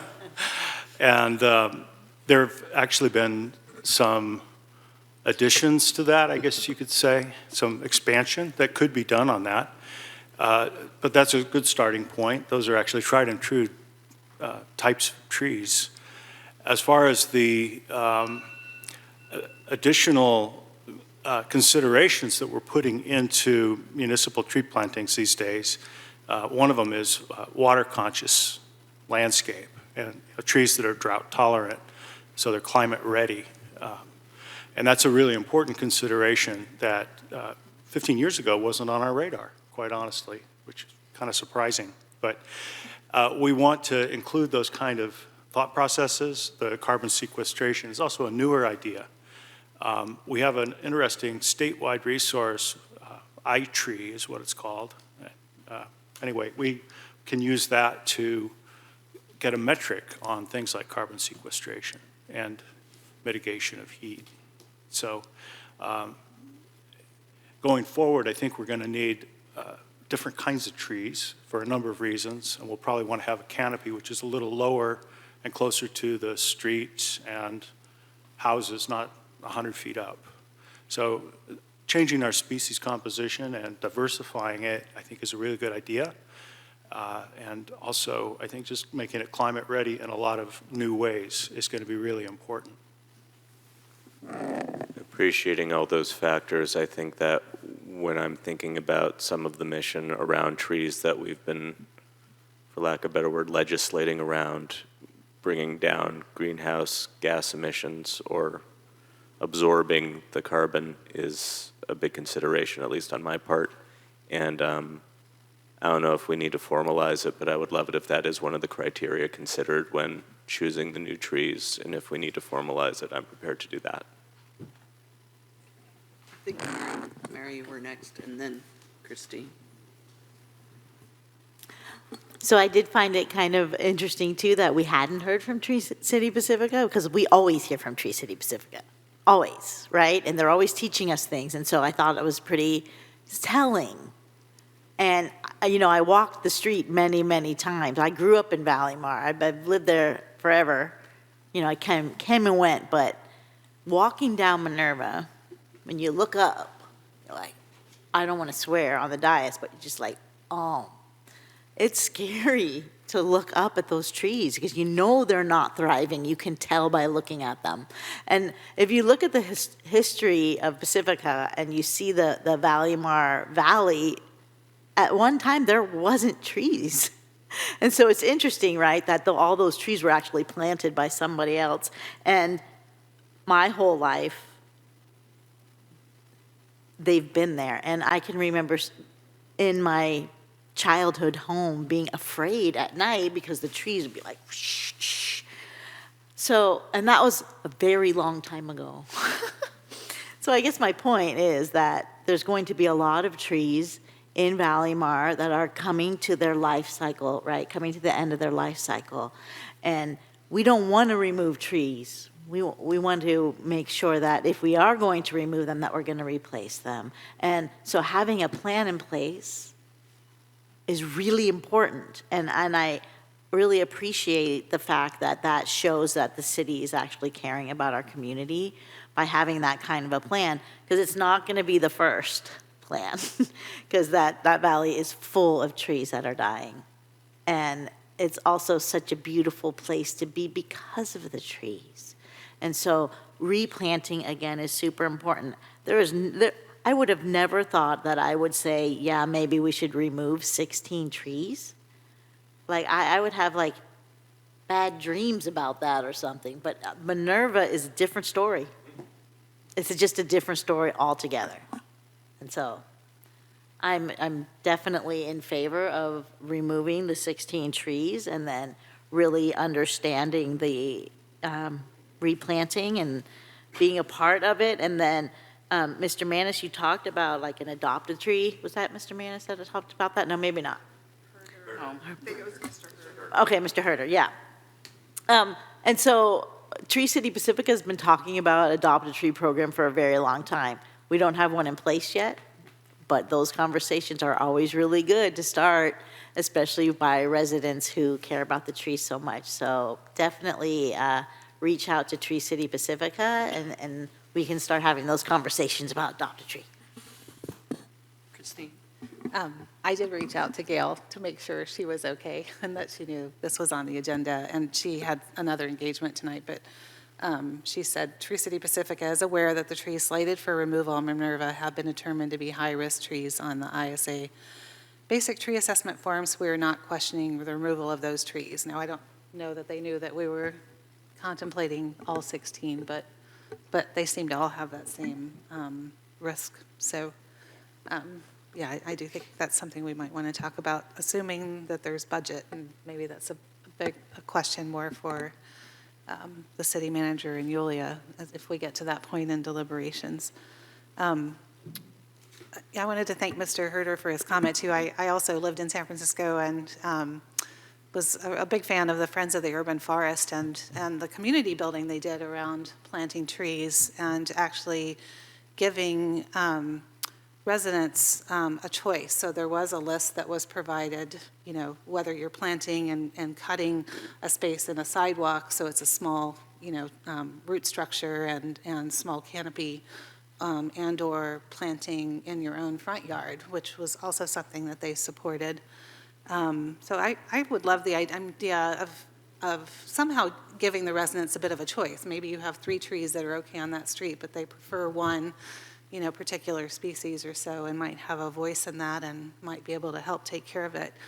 I did want to ask if it's possible if people wanted to plant some in their front yards, as opposed to just on the street, especially given the number that you have to plant, whether that was an option we could consider, because at that point, then they would be responsible for the maintenance of the tree, right? That could also be a win-win for the city, not having to maintain so many in perpetuity. Yes, so if that's a question, absolutely. People should plant trees, plant lots. In your yard, yeah, that's great. I mean, ultimately, we're encouraging people to plant trees in their yard. I mean, it's, obviously within the city right-of-way, it's a little more constrained, right? Right, no, but I'm asking specifically if some of these replacement trees could be located in their yards instead of necessarily in the public right-of-way. So these would need to be in the public right-of-way. We're trying to plant trees in our city right-of-way, so ultimately, I haven't ever seen that be done. That would also be, the city gifting public funds, right, to a private property owner. So if you give private funds to one private property owner, then everybody wants a tree in their yard. How do you navigate that? So I guess there would be some concerns about that from my end. And again, I haven't ever seen that done before. Typically, if it's right away and it's a city tree, it should stay in city property area. Okay. Yeah, I do think this is going to come up more where there's not enough room, right, in the particular neighborhoods. I'm thinking about what's happening in Sharp Park coming up too. And I think it would be great for us to get a sense and maybe have a plan of where else trees can go, and to have a voice in prioritizing some of that. Yeah, sure. And we have already been developing that in Public Works, and so we're happy to share that and where we have been planting some trees too. Okay. And are there any native trees? I don't think there's very many from the coast, right? Maybe toyons. There are a few that are native to Pacifica. Coast live oak is one that you're probably all familiar with. And then there is also golden chinkapin and some manzanitas and some alders and willows. So you'll find those in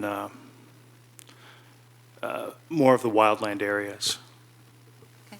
It would be great to, think about those two wherever we can, right? So that we're supporting the native habitat of other insects and birds and so forth too. So anyway, can we, maybe Kevin can talk a little bit? I mean, are we interested in continuing the conversation on taking? I have a couple of questions. Yeah, please, go ahead.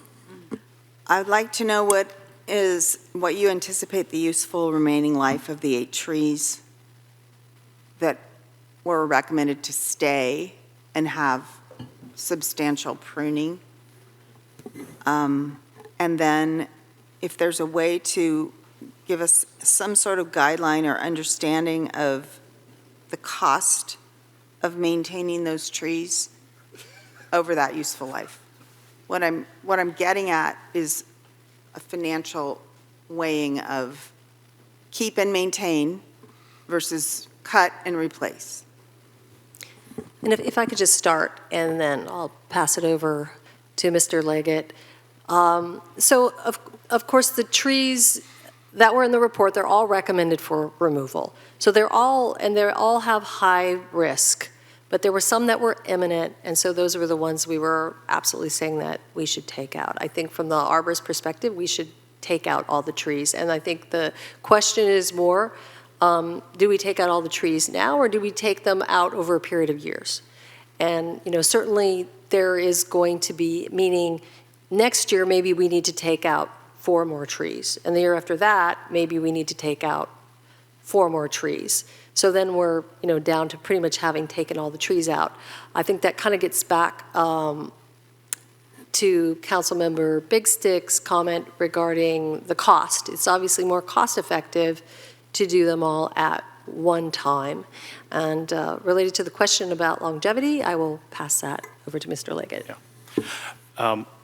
I think that it's a little bit of an unknown as to how long these trees will be able to remain without having a catastrophic failure, either the tree falling over completely and crushing a house, or major parts of it breaking out where it has to be taken out on an emergency level basis. The cost for emergency work is a lot higher. And doing it piecemeal, one by one, in those kind of conditions during storms and with all that drama, it gets to be a lot more expensive. So that is, I think, on a financial level, a dramatic, well, I think that's a reality. I think you're going to have those kind of catastrophic type events come up. I don't think the trees are dying anytime soon. I think they're falling apart soon. So it's really the risk that you're incurring and the potential for significant property damage or harm to people that concerns us the most. Okay. Go ahead. I have a question, and it might have been in here, but there were many pages, and the size of the new trees that are being planted. What's the size of the new trees? 15 gallons. Okay, thank you. Could have asked somebody else. Also, the amount, do we have the available amount in our disaster accounting fund for the full 16? Yes, we do. The current balance of the Fund 38 Disaster Accounting Fund is in the $8 million range. Of course, there's a lot of burden on that fund for potential big emergencies, but the additional $65,000 that I think would be required for all 16 trees is affordable out of that fund. Okay. I've spent a good amount of time on Minerva, and the last time I was there were many branches hanging. I thought the trees were beautiful, unlike Steve, because my car wasn't underneath one of them and didn't get crushed. The fence did get crushed. I can see that, but I kept looking at the trees. I wouldn't park anywhere near where one of the trees was located. I parked at the very end because I didn't want to deal with the trees. And you could see just the disaster waiting to happen, and it already had. And I think it's going to change the character of that street tremendously to have all 16 trees down. But I'm not an arborist, obviously, but they were so dangerous looking. It was just incredible. So I would actually think that 16 trees coming down at one time would be the best option. That's just my opinion, but I do think it's going to change a lot what it looks like on that street. Okay, Christine. Sorry, just a follow-up to Sue's questions. And maybe this is for Michelle. Is the city liable for city trees falling on people's houses? Okay. Mm-hmm. So that could be much more costly, right? Yes, the city would be liable, and that's one of the, risk analyses that the council should take into account, that there is exposure in the event there's a branch that falls, or even a tree, or, especially a tree that falls. So that does create liability for the city. Okay, thank you. And then one more question for the arborist. I didn't read all the tree. I didn't read every single tree report, but they're all Monterey cypresses? Is that correct? Okay. And do you ever recommend a Monterey cypress as a street tree? They have shallow roots. I think that it has limited use as a street tree with the current urban density on most properties. Where there are larger parcels or multiple acre parcels, they do work well. Yeah, they're suited to the extreme coastal environment. So if there's a lot of room for them, then they work out pretty well. But not next to a sidewalk where the roots could. If a tree were to fall on Minerva, it would have nowhere to go except onto something. Right. It would do a lot of harm. Thank you. And then I'm curious is all, don't the cypress need like branches that are actually lower to kind of hold it up, right? And so if you start pruning the tree, it's not helpful. Yeah, I think that what's happened with these street trees is that branches have broken, and then they've had the stub that was broken is taken off so they look cleaner and tidier, but they lose all those low branches and look more like a stalk of broccoli. Right. So. Thanks. When you contemplate, and you've been to the site, you know what you're dealing with. When you contemplate removing 8 trees or 16 trees from that neighborhood, what impact does it have on the neighborhood immediately, like, how long does that take? What's the process? Do people have access to their homes? How does it work? Obviously, you're not cutting trees 24/7, but I'm trying to understand. We haven't undertaken a project at this level since I've been on council, and so I don't really have a frame of reference. So I'll take the first stab at that. I would say that, first of all, there's a lot of coordination that needs to happen with PG&E, some of the utility companies. And again, that's actually another reason that it's, can be beneficial from that perspective, to remove all the trees at the same time, because that coordination happens all at the same time instead of, kind of constantly over a period of time. It does require the, electricity to be turned off. Sometimes they can turn that off at the property line and then turn that back on, but it really just, after the day's work is done, but it really depends on that particular situation. There's no way that we would know that without having that conversation, with PG&E specifically related to that street. So big picture, it's a lot of coordination with the utility company, PG&E, to figure out when we could do this, when we could get on PG&E's schedule, in order for them to come out there and manage this for us. So, I would definitely think that it's going to be, a few months in at least trying to coordinate with PG&E and getting everything organized so that it goes smoothly. And then with that, I can let Mr. Leggett. Yeah, I think that the day-to-day logistics of removing trees is going to basically shut the street down for access during the middle part of the day. And that will be for the safety of the site, and it'll limit the ability for people to get in and out of their garages and homes without having some special accommodation for them. Workers doing tree service are used to accommodating access in and out, but there may be a waiting period of a few minutes before that can happen because they're using a crane to hoist something down. So it will be inconvenient until this is complete, but there's no other really effective way to deal with big trees like this. And how long would it take, would you anticipate? I mean, besides the PG&E coordination piece, like, okay, we're going to remove 16 trees. Does it take a week? Lisa, have you had a a month? conversation with the bidder about how long this will take them? Yeah, so give or take, it'll be about 11 days for 8 trees. 11 for 8 trees? Yeah, 11 days for 8 trees. So yeah, about a for 8 month. trees. So about a month worth of work. Mm-hmm. Yeah.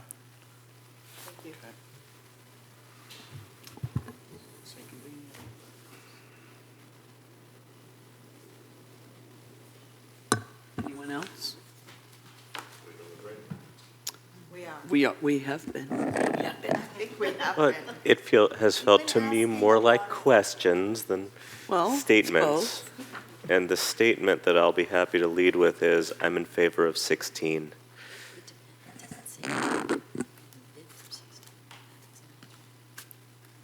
Okay, does someone want to make a motion? Would someone like to make a motion? We need to figure out what the motion is going to be. Right. That is what Director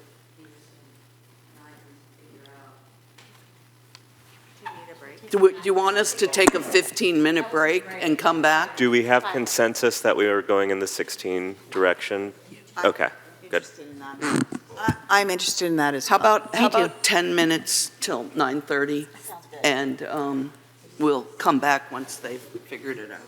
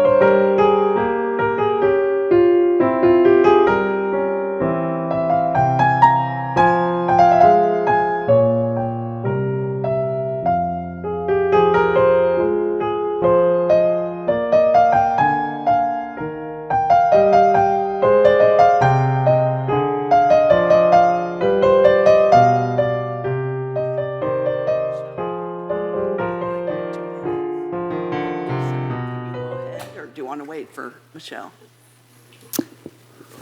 I can get going.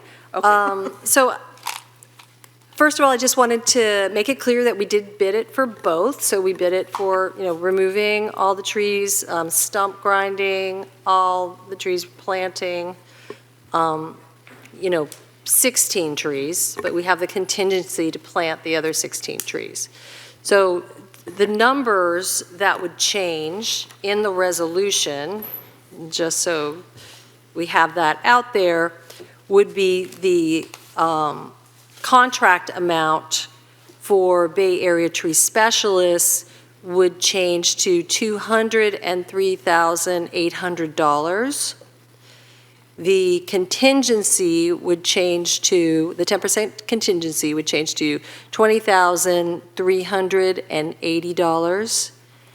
And then the total budget authority for construction would change to $224,180. And so the council would just have to make a motion to approve the resolution as amended by staff. So you don't have to repeat all of that, whoever Whoever does want to make the motion. Okay. That makes it a lot easier. I'll make a motion. Okay. I'll make a motion to adopt the resolution as amended by staff. Second. I will second. And the second? Yes. I will second. Thank you. Please vote. The motion as amended by Councilmember Beer and the second made by Councilmember Big Stick passes unanimously. Thank you, everyone. Thank you.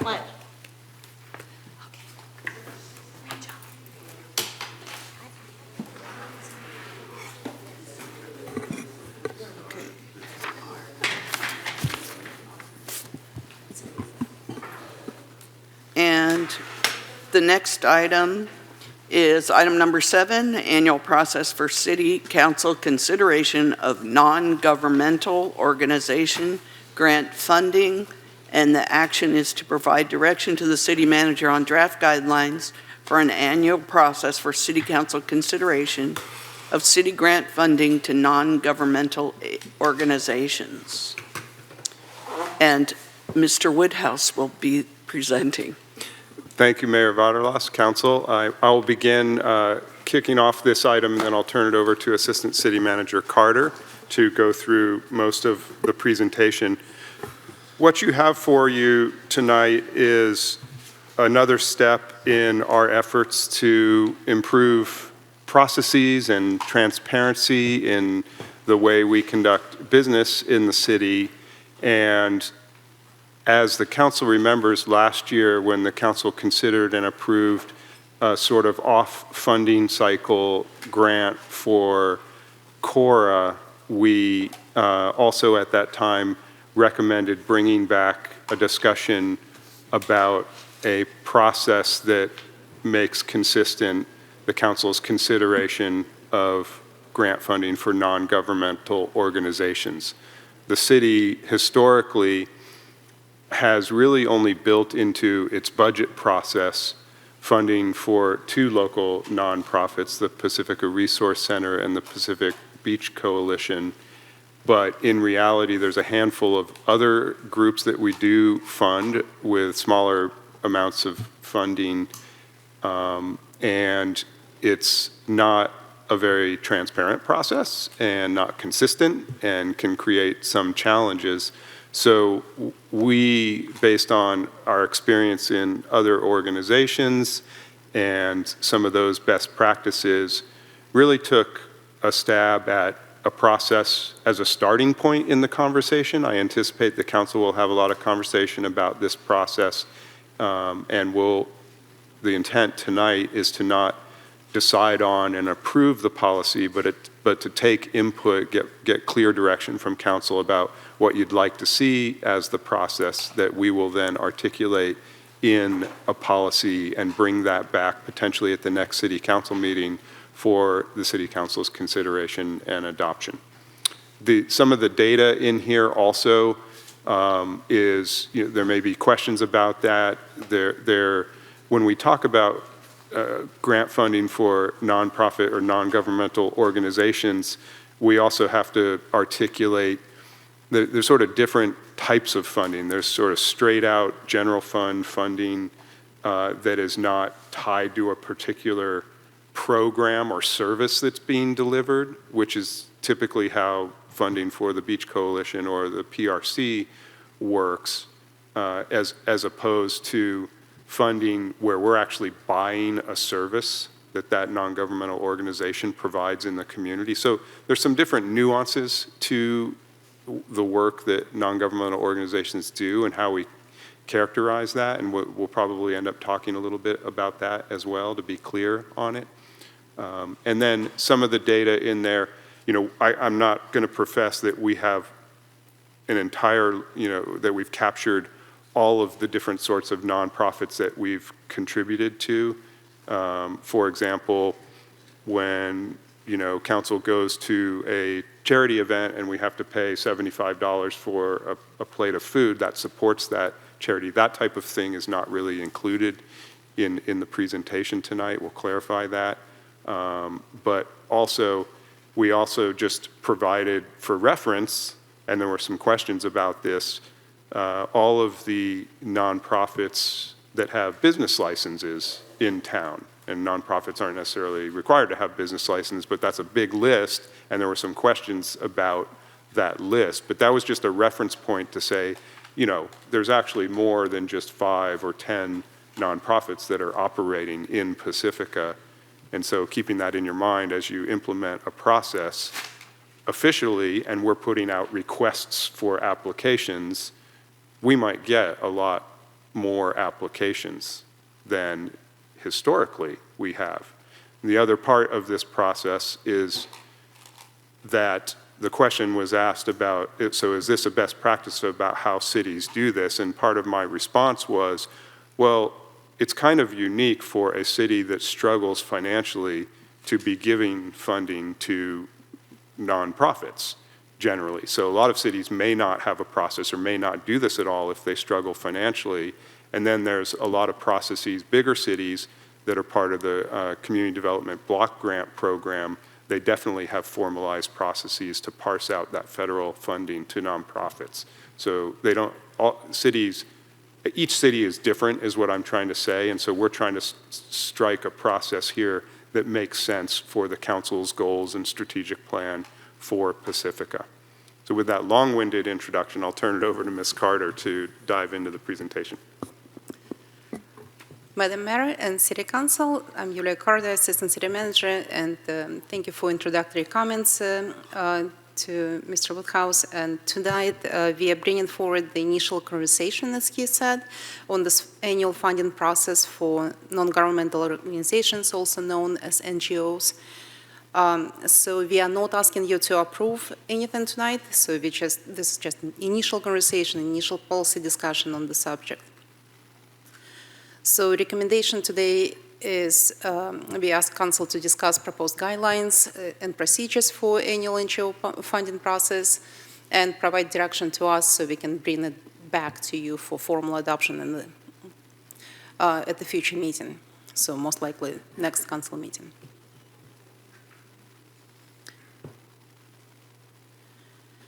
As City Manager indicated, each year the City of Pacifica makes contributions to various nonprofit organizations. Some of them anticipated in the budget, some of them are not, and just funded year after year outside of budget process. And this table here shows a list of organizations that receive funding from the city over last 3 years, well, current year and 2 prior years.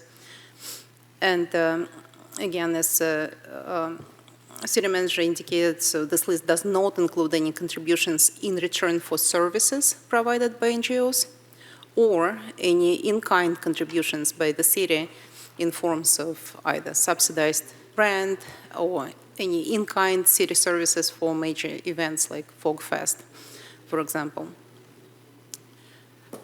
So the recommendation before you today, again, just take the first pass at establishing the NGO funding policy to ensure some fairness, transparency, and some clarity in the funding process for community organizations.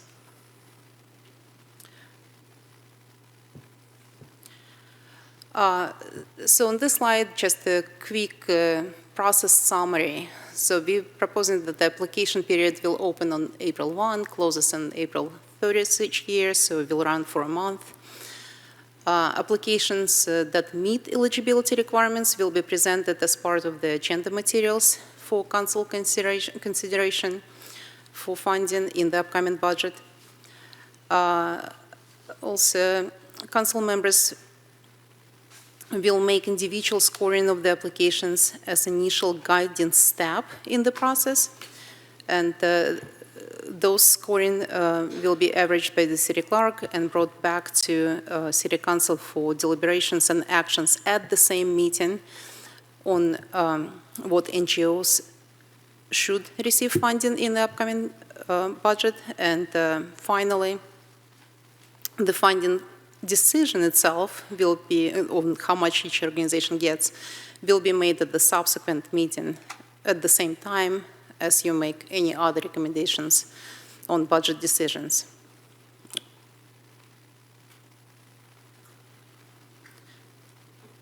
Just a little bit about eligibility. So we, again, initially identified 5 areas for you to consider what organizations should be eligible for funding.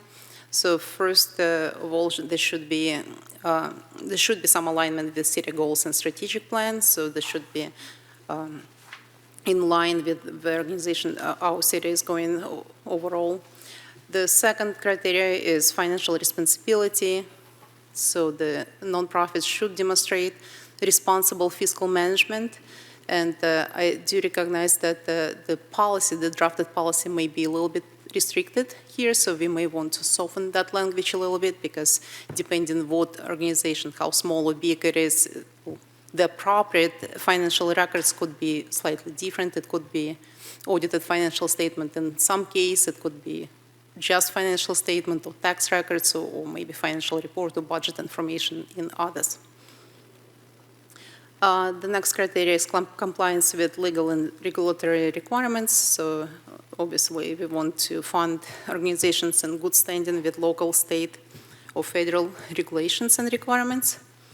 The next one is capacity to execute. Again, you may want to see demonstrated organizational capacity, expertise, and staffing available to execute whatever proposed programs or services are being requested.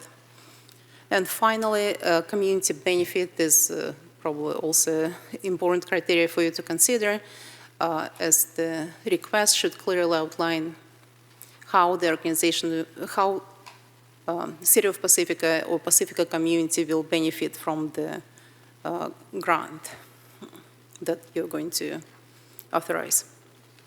So that may include the number of people being served or any other measures of impact.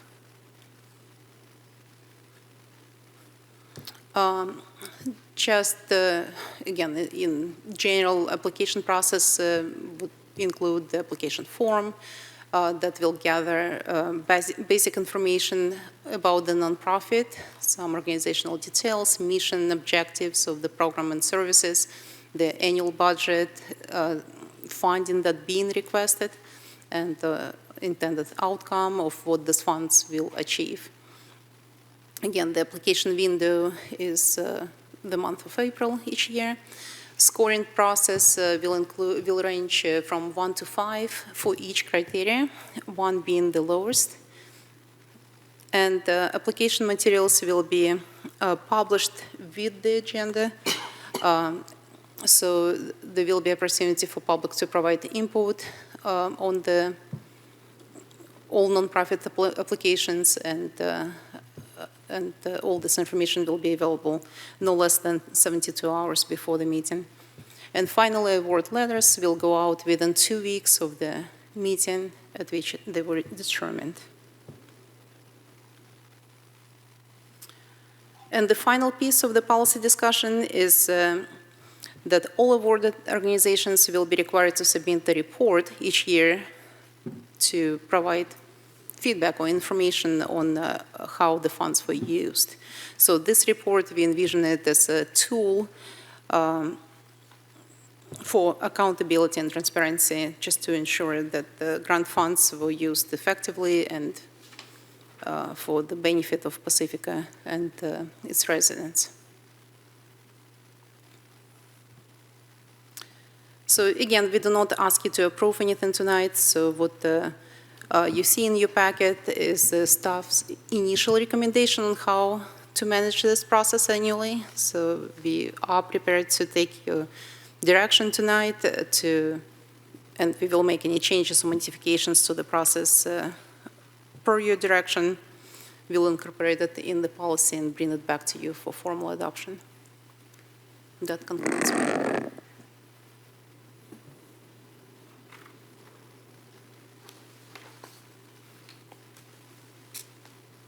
Oh, Tiger. Thank you, Madam Mayor. Yes, because I pushed a button.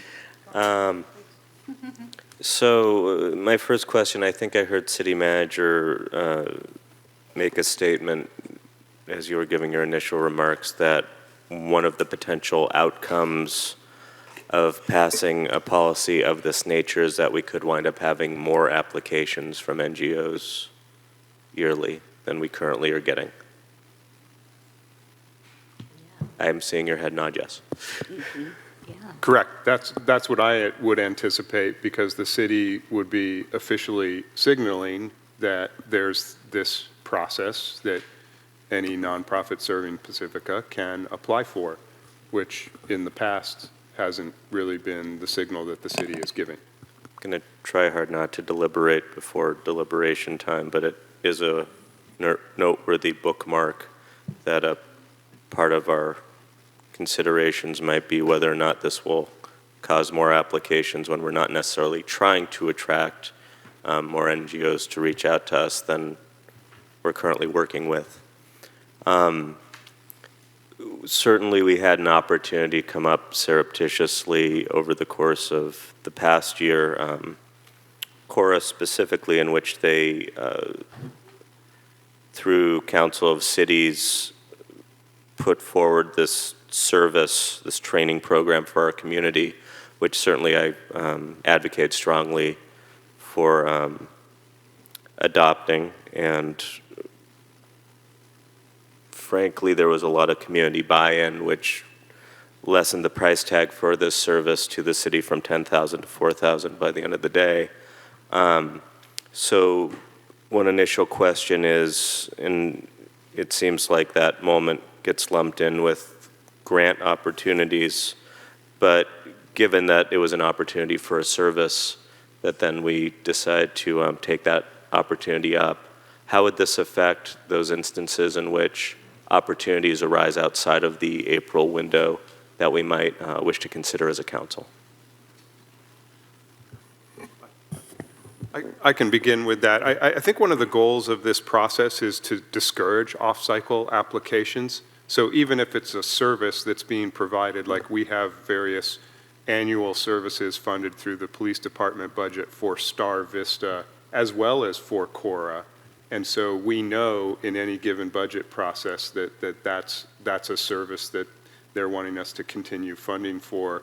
We would, the goal of this process would be to encourage that to all happen within the context of budget development and discourage off-cycle applications. And so if there was some program that came up that was really urgent and couldn't wait for the following year's budget cycle, the council could always consider that on a one-off, but then it's being taken out of context of considering all the nonprofits that could be funded. So you have to consider that as sort of a policy matter. I had a question around the score sheet premise, and specifically it seems like when we used to deliberate around potential committee and commission assignments, we would have a straw poll vote system where we would all sign up for that and pass it to city clerk. She would, without naming names, give us the result of that. It seems like it's exactly what's being recommended in this instance. So what is the difference, please? It is exactly the same process. It was worded a little bit differently in the staff report, but the concept and the intent is that the process would follow the same process that we use for committee appointments, and that is that the council would be getting sheets where they will put their scoring, similar to how you did with appointments, that after the council has filled them out on the dais, they will be handed down to the clerk, as we do with appointments. The clerk would then collate and calculate the scoring, would provide the results of that scoring to the council solely for the purpose of expediting the deliberations. It's not, the effect of the scoring sheets is nothing.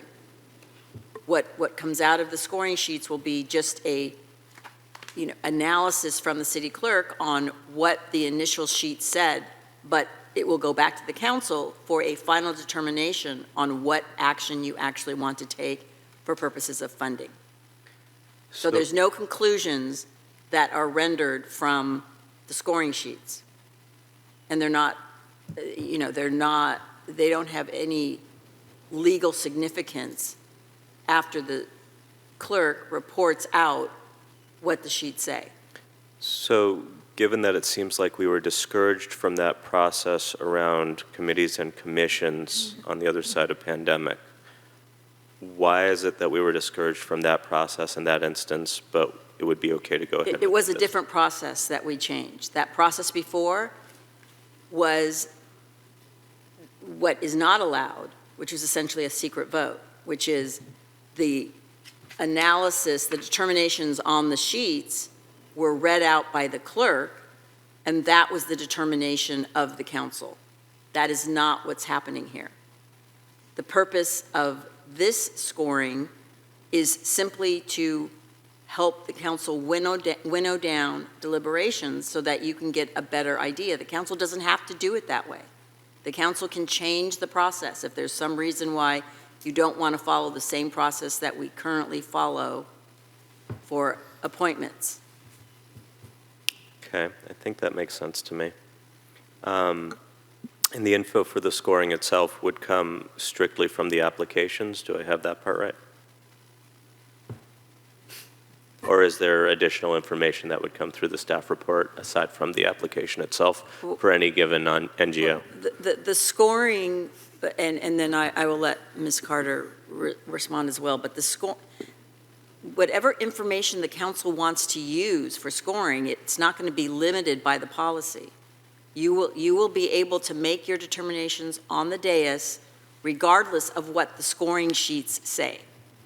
I think the nature of my concern is that when I'm scoring for something such as how well an NGO uses their financials, for example, the money they're given, if I'm limited, I'm concerned about the amount of research I might need to do personally in order to make that decision, apart from the application itself or information that staff is providing. Not that we don't all do independent research for any given item, but if it's a number of NGOs, and now I'm not just researching one item in whatever way, but I'm researching, if we're attracting, say, 20 NGOs next year because we implement this, for example, then am I taking on for myself a research assignment that's above and beyond what? Oh, I see. So you're asking, what is the information that staff intends to provide to the council to assist them in determining how to score the applications? I'm sorry, that is not a legal,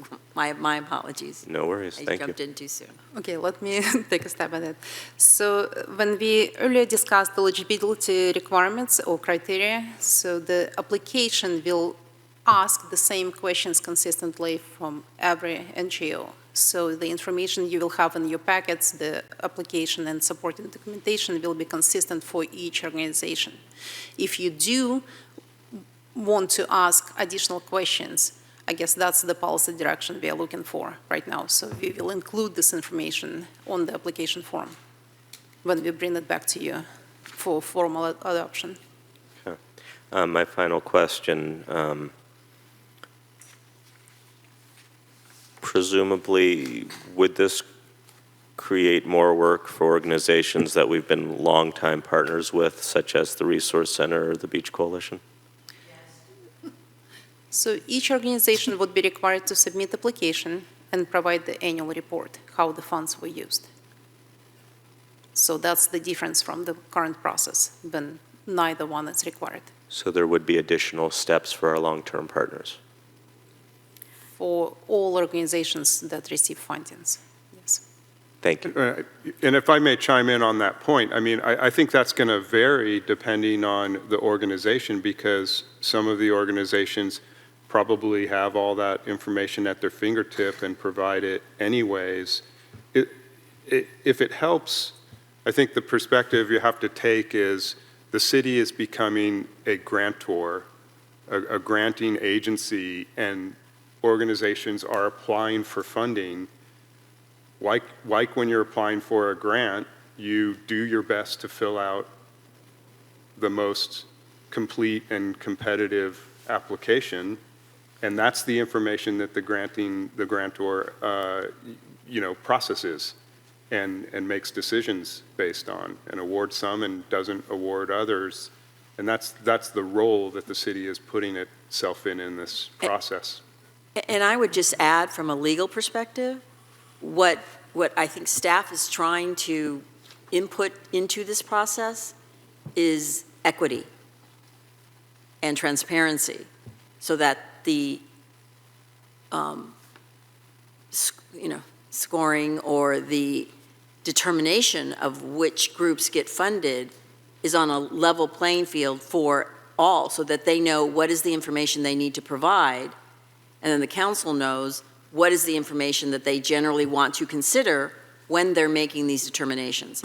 So the idea is to create a level playing field, so everybody is providing, at least understands what is the information that the council's going to use when they're making this determination. And it's fair to the potential grantees to know what the council is going to be basing their decision on.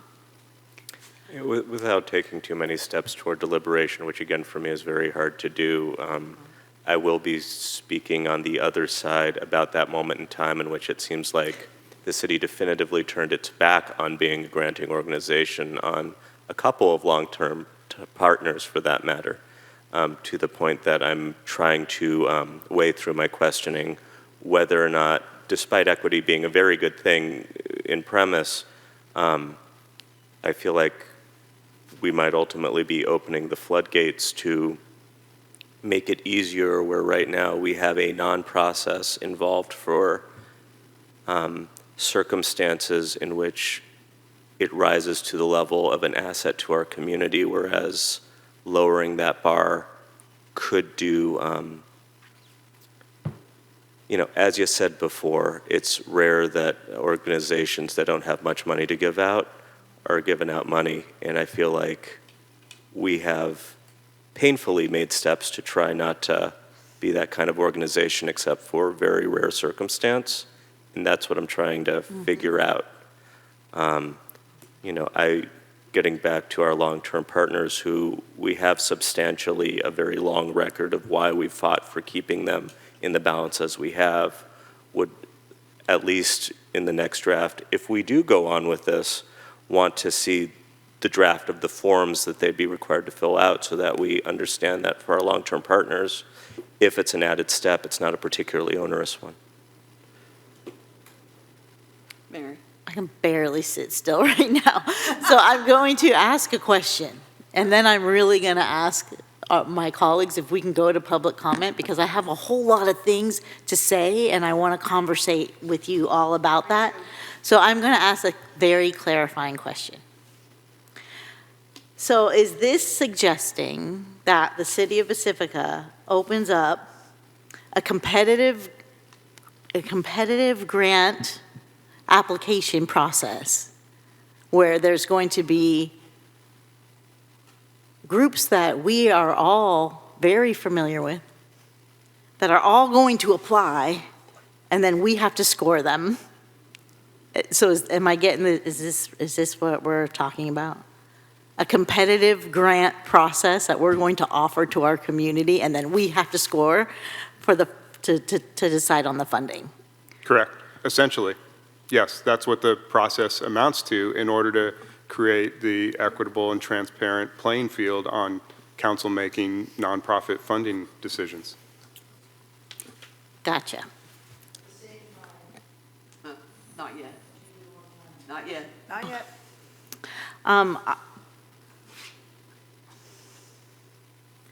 So how much money would we have to give out? Yeah, that's a great question, and Ms. Carter can chime in too. So it's important to recognize, and the staff report speaks to this, is that in any given year, the amount of money in the budget process that may or may not be available for funding of nonprofits could vary widely.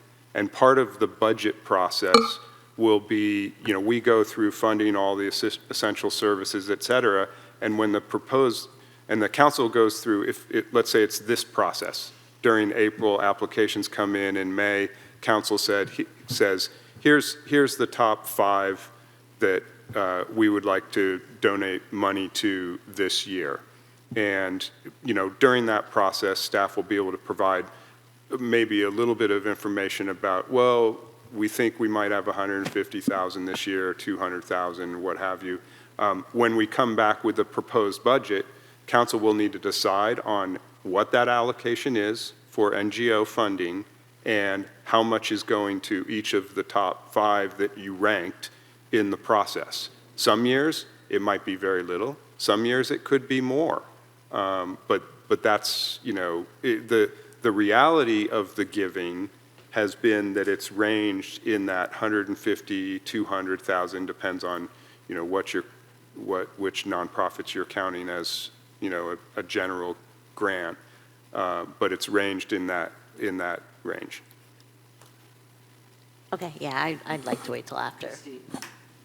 Yeah, I have a lot of questions on the other side of public comment too, but I'd like to understand our relationship with the PRC and the PBC to start with. How long have we been giving money? Why are we giving them money? Don't they count on our money in their budgeting?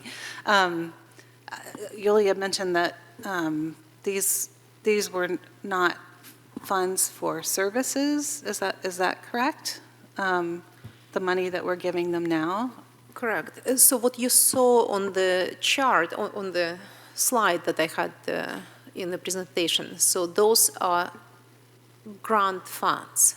So it's not in return for services. As you know, that PRC also provides services for us, so this contribution is excluded. Or by the same token, Pacific Coast TV also provides service, so this contribution is not included in this chart. Okay, and the Beach Coalition cleans our beaches. We don't pay them anything outside of this $5,000 that we might pay otherwise to Public Works to clean our beaches. I think one distinction would be, is there a contract for service delivery that the city is engaged in with that nonprofit? So general giving, general granting to the organization, like the 5,000 to the Beach Coalition or the 83 or 100,000 to the Resource Center, we don't have a contract and say this money is being used for this. Contrast that with the 120,000, I believe it is, that we're giving to the PRC for 3 years for the service for the temporary safe parking program. That's a contractual arrangement with that organization, very specific service that's being provided.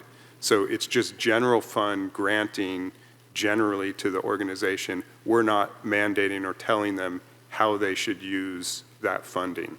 And that's the distinction you have to draw on here. The same holds for Star Vista Mental Health Services. The police department is, through a JPA, is obligated through that JPA to provide a certain amount of services per year, and most of the cities in the county do that to help that system.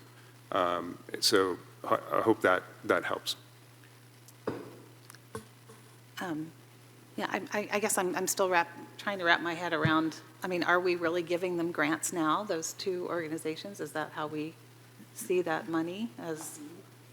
No, I see yes and I see no. So I don't think haven't been here that long, so we shouldn't be deliberating. No, I'm trying to understand the history behind those two key organizations. I mean, I have an answer for you, but we're going to get into a big conversation. Okay. So all right. probably not That's a good fine. idea. Let's take public comment. Yeah. Okay. So we're going to go to public comment. We have one card, Lynn Adams.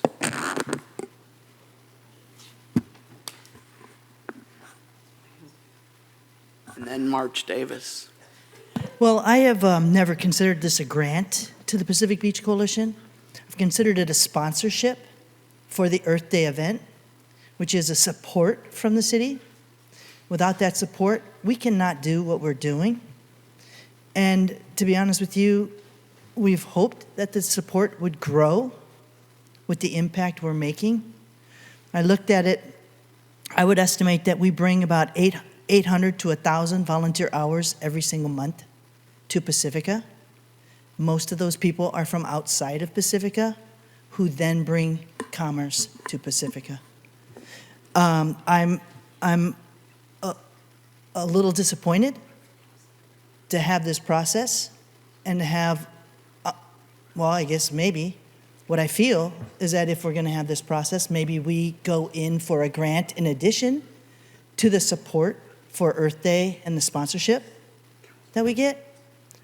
But I'm a little disappointed, and to be honest with you, with the work we're doing, we do not have the time to go through.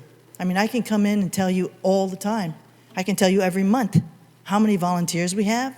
I can tell you last year we had 40,000 pounds of trash. Most of that was here in Pacifica.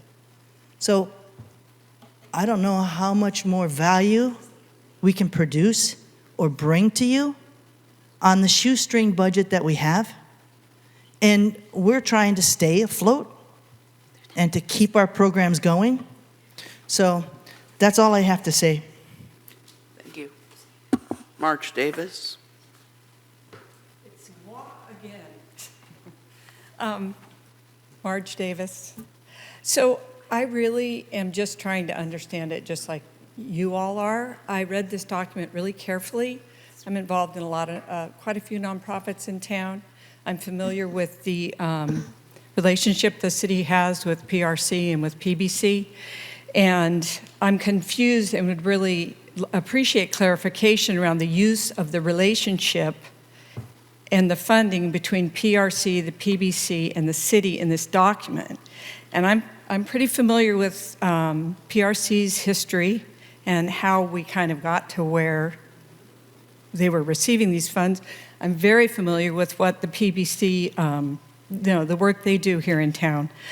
But it's my understanding that the contribution or allocation for the PRC, the budget line item funds that have been allocated to actually both of these organizations over the years have not been considered grants. And I'm pretty familiar with the grant process. I've written grants, I've received grants, I've written grant reports. It really does add a lot of bandwidth to an organization. I don't believe the PRC ever applied for those funds. It seems as though including PRC and PBC in this process, as an example, is confusing a historic relationship and taking away the historic context of that relationship. Particularly with PRC, I think that historic context is very important. And I think keeping the contribution to PRC so that they can continue to serve 1 in 8 families in Pacifica as a budget line item rather than be part of a grant pool that puts it at risk is far more appropriate to the service to and relationship with the city and its citizens. This same applies to PBC. Both of these organizations are longstanding partners to the City of Pacifica with a broad value and benefit to a large part of the community. A further concern for me also was the requirement of audited financials. And I know that Yulia seems to recognize that. She said you might need to soften that. That's a killer for a small nonprofit.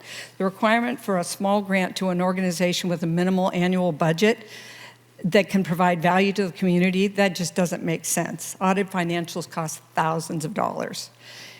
Anyway, some might even actually consider it that small organization was not being fiscally responsible by spending that money on that kind of a service. But thank you for your time and consideration, and I, like you, am just trying to understand. I know it's just a draft, but I don't think it's really clear. It says that audited financials are required, but then in your score sheet, you can get a 5 if you've got audited financials, but you can get a 1 through 4 if you don't. So, well, it's just, there's contradiction. It's unclear. Thanks. Thank you. Okay, is there anyone on the phone? We have 2 raised hands. The first raised hand is Cindy Abbott. Okay. Go ahead, Cindy. Hey, this is Cindy Abbott. I believe that this agenda item has been put forward with all good intentions, but recognizing both budgetary and staffing challenges in the city of Pacifica and mindful of city council time too, I'm a bit perplexed by it. And I'm not sure it reflects an understanding of the nonprofit landscape in the city of Pacifica. I'd like to share the following thoughts based on my 15 years of work in the nonprofit sector, including nearly 3 with Thrive, the Association of Nonprofits for San Mateo County. Is Pacifica opening up an expectation with nonprofit organizations that it won't be able to achieve? Any funding will be clearly limited. This is a big concern. Don't waste people's time. The process seems to be time intensive for city council staff and nonprofits. What questions are required in the application that will allow city council members to score the application in the proposed rubric? What limited funding is there, and is a complex set of questions necessary? And by the way, other cities, counties in the state of California have a council approve a recommended list, not a tabulation by the council on the dais. Most grantors have simplified their funding processes by a streamlined online application.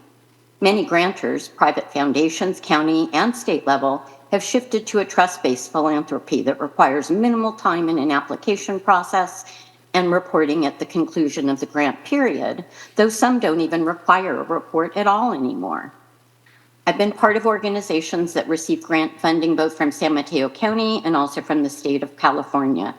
Neither require or score higher based on an organization having an audited financial statement, understanding that this is time-intensive and costly process that takes time away from working on a nonprofit's mission. Is a proposed one-year timing suitable for how nonprofits here operate and plan? Have nonprofits actually been asked about what support they need? Is it simply sponsoring an event versus a traditional grant program? Is it in-kind support, maybe providing benefits such as space or nonprofit permit fees, promotion and outreach, or even mulch? And what is being bundled together in this process, saying the San Mateo County Airport Roundtable, Sustainable San Mateo, HEART, and the San Mateo County Research Conservation District? All really important that I support funding to, but very different from opening this up to nonprofits who provide direct work and community benefit in Pacifica. And the list of organizations is quite problematic, not reflecting many organizations doing work here while including everything from a bank to a backhoe service. I'd like you to see you take the alternative action offered by staff, not approving it at this time, and I'd suggest that more time be spent engaging with our amazing and vital nonprofit community before moving forward. Thank you. Thank you, Cindy. The next raised hand is for John Beckmeyer. Go ahead, John. This is John Beckmeyer. Can you hear me? Yes. Good. I saw this in the agenda, and I sort of misconstrued the purpose. It really sounds like we're starting a discussion about what this might look like. I came prepared to tell the sob story of the Fog Fest and what financial straits we're in. That's with one head, and the other one is sort of a citizen of the community, and I do applaud sort of the effort of making a level playing field and perhaps preventing backroom dealing and favoritism when it comes to allocating city funds to different groups in in our community, recognizing that it could be difficult to do so and the reprisals, even trying to do that, might be rather stiff. Setting all that aside, just looking at the document, a few comments. It says the criteria are all supposed to be objective, but it really looks like it's quite strongly subjective when it comes to scoring. I'm okay with the criteria as framed, but perhaps we strike the language around objective. Once the scoring's been completed, the public gets to comment, and it made me wonder, how are the public's comments folded back into the scoring or the apportionment of funds should an organization be selected? I would have thought it'd been score-based somehow. Are the funds to be apportioned relative to their ask? Are all the asks stacked in rank order and then a cutoff point is selected once a budget is consumed? Are the funding requests partially filled on some weighted basis? Are the funds allocated on a negotiation amongst the council? There's probably more than a half a dozen ways to apportion those funds. It'd be interesting to see how this is proposed. One of the criteria, the financial responsibility, calls for audited financial statements. I see Cindy called that out as well. I don't think many of these organizations have auditors or could hire one. They all do have to submit tax documents which are signed under the penalty of perjury. Perhaps the organizations could submit copies of their signed financial statements instead of having audits. And then under reporting requirements, there's a report back that needs to come back by May 31st. It reminds me a lot about the fireworks booth type report. Anyway, of the year the funding was provided, not really quite understanding. It sounds like the funds are provided in April, but you want a report back by May 31st. Sounds like there would be insufficient time to actually apply those funds to anybody's program, much less produce a report. So if it's going to be May 31st, perhaps it's the following fiscal year's May 31st that's used for the reporting date. And I think I'll just stop here and leave it to discussion of the council on what they want to do. But thank you for trying to make our government transparent. Thank you, John. There are no other raised hands. And Mayor, just for clarification to Mr. Beckmeyer's last comment, that is the intent. It's not clear in the report, but that it's, you know, after a year of the funding, if you're applying, again, you're reporting back on how it was used. Right. Correct. So the application will be due in this current fiscal year, and the report will be due in the following year, reporting on the funds spent. Okay, so I'm going to close the public comment period and bring it back to council. Mary? I think Christine was first. Oh, no, I didn't. Oh, you didn't push your button? Oh, I thought I saw you. All right. Thank you, staff, always. Thank you to staff.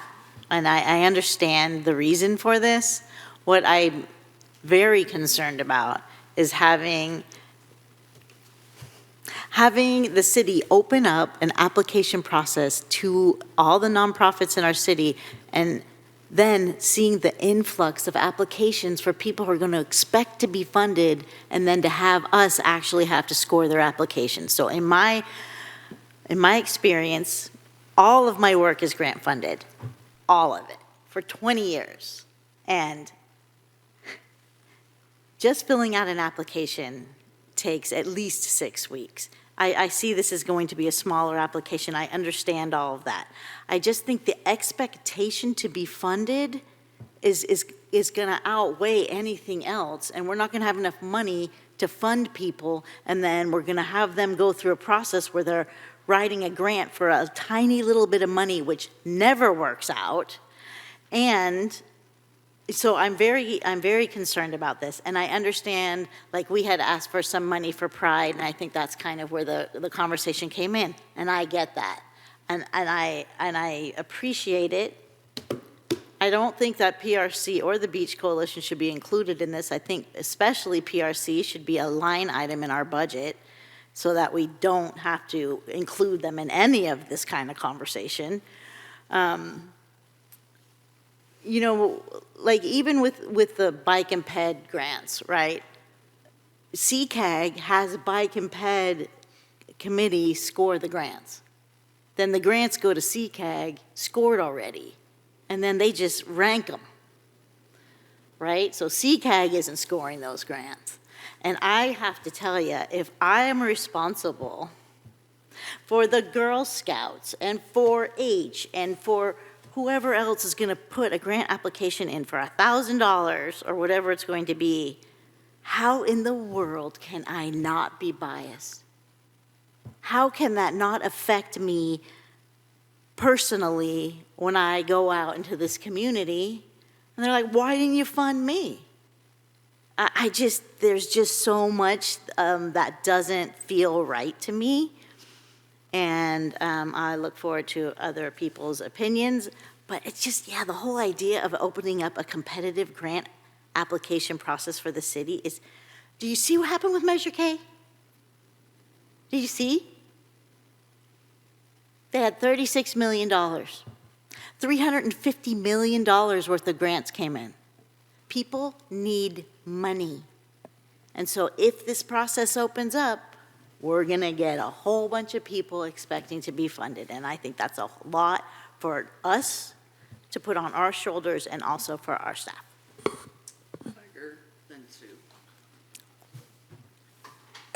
Anita, I want to apologize to you personally because I told you earlier in this meeting that you would not hear this same exact story that you've heard no less than 30,000 times since the moment I met you.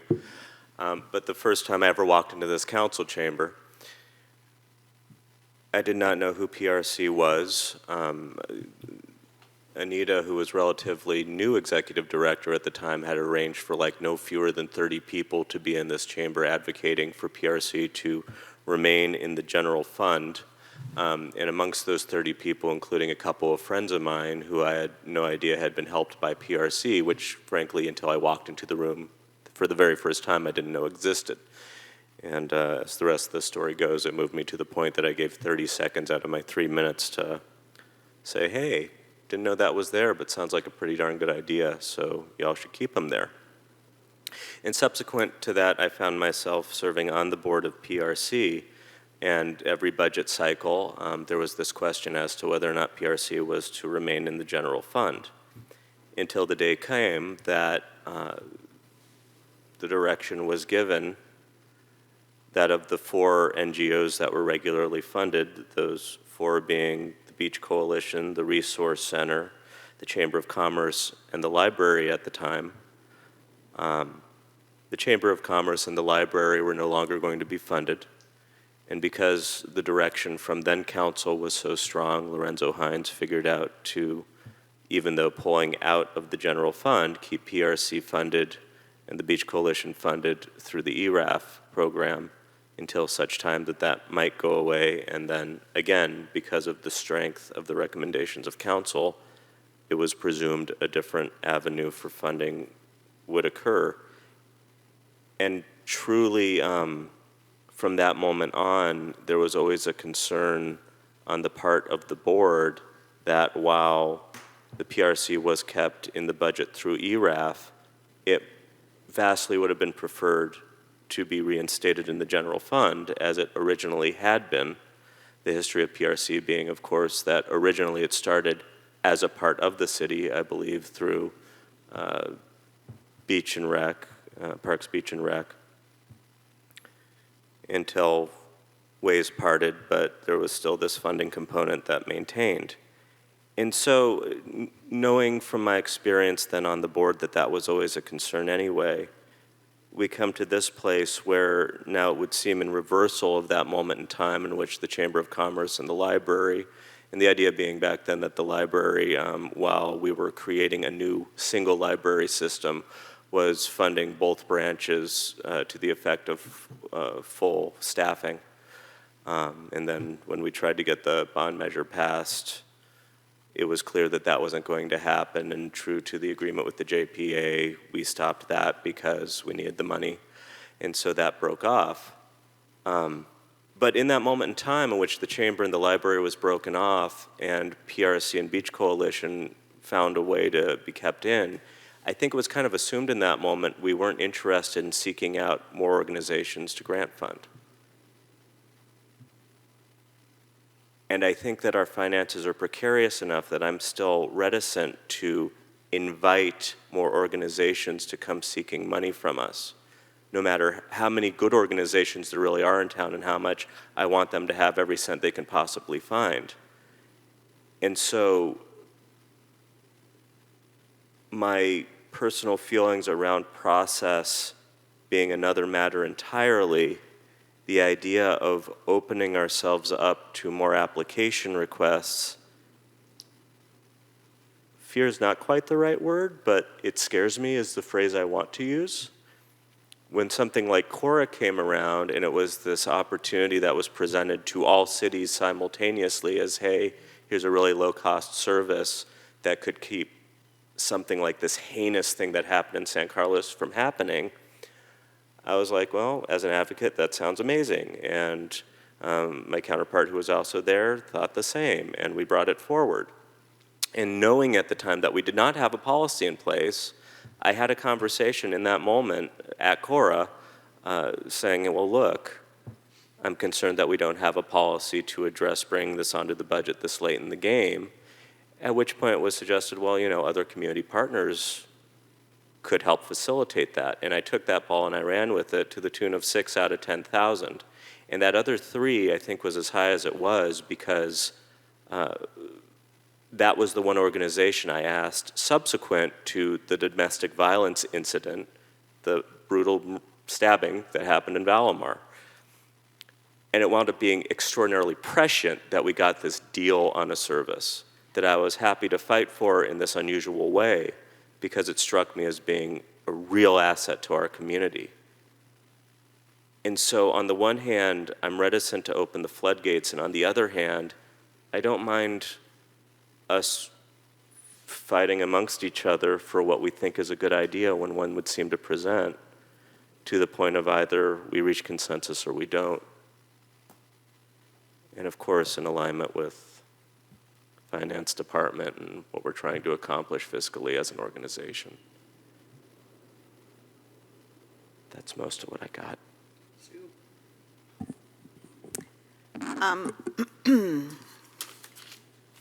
I did a little bit of outside research to look at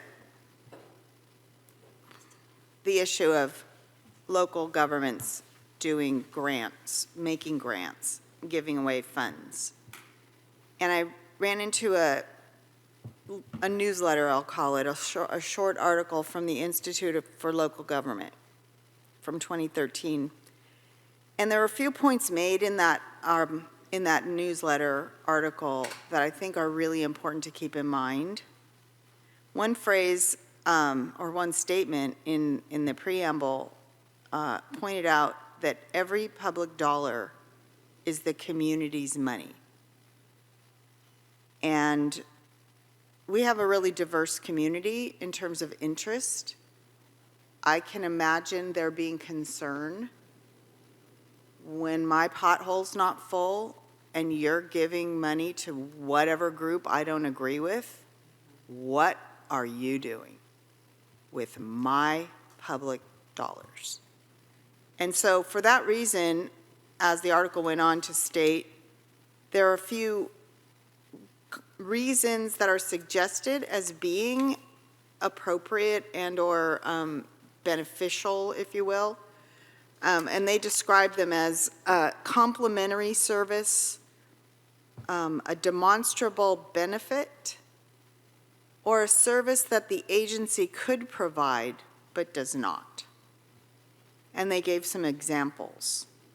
And so a complementary service is something like a tree foundation that will enable the planting of X number more street trees.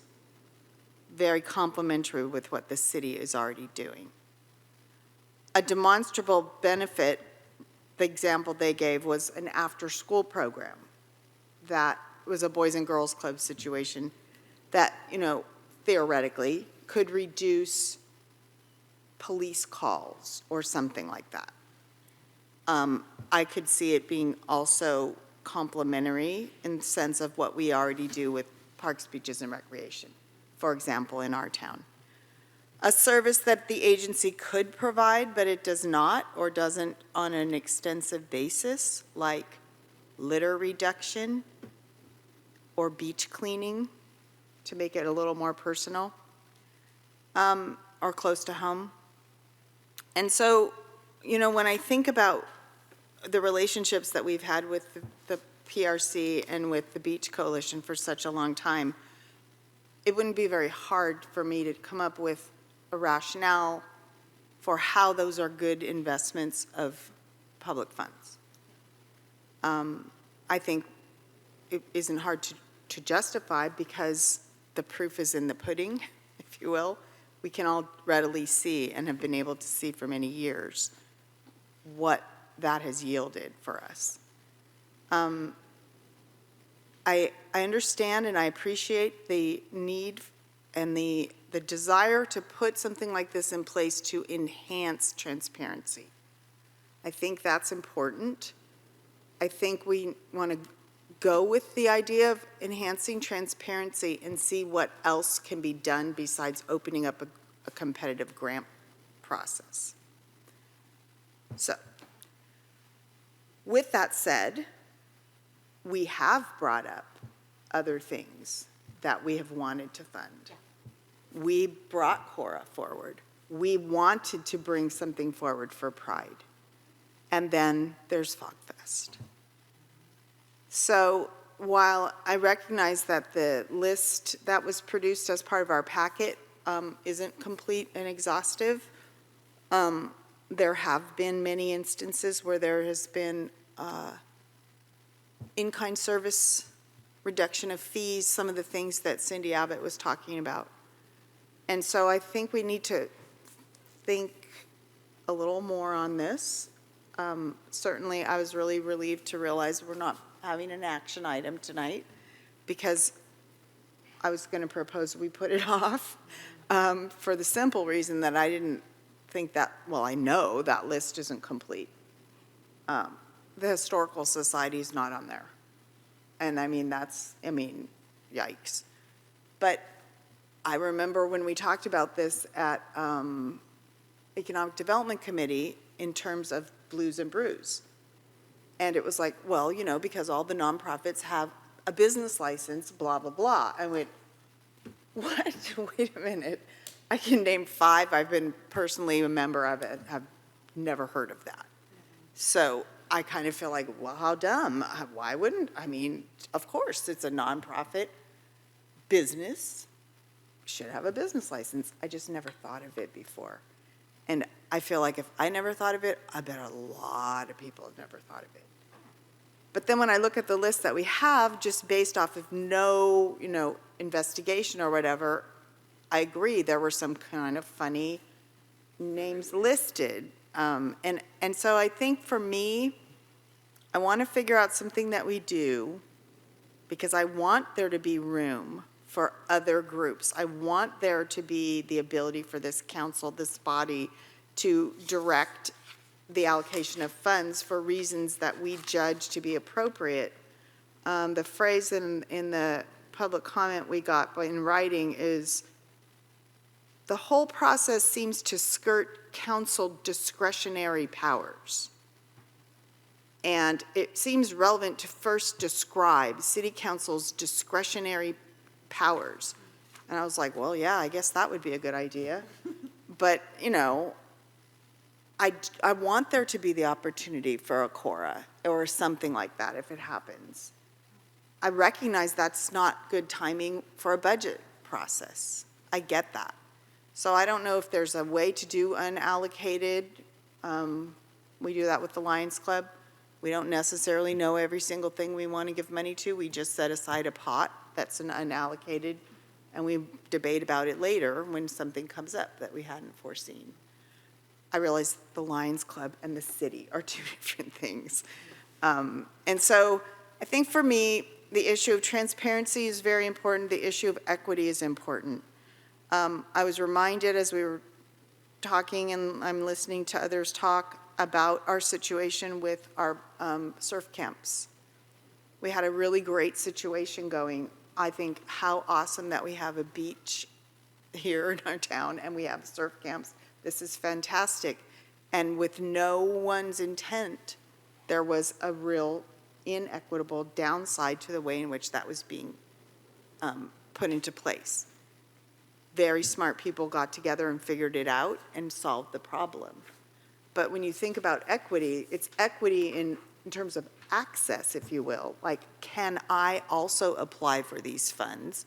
But another layer of equity is the diversity, if you will, of the clients that are being served or benefiting from what the organization does. And I would want to be thinking about that when items come before us.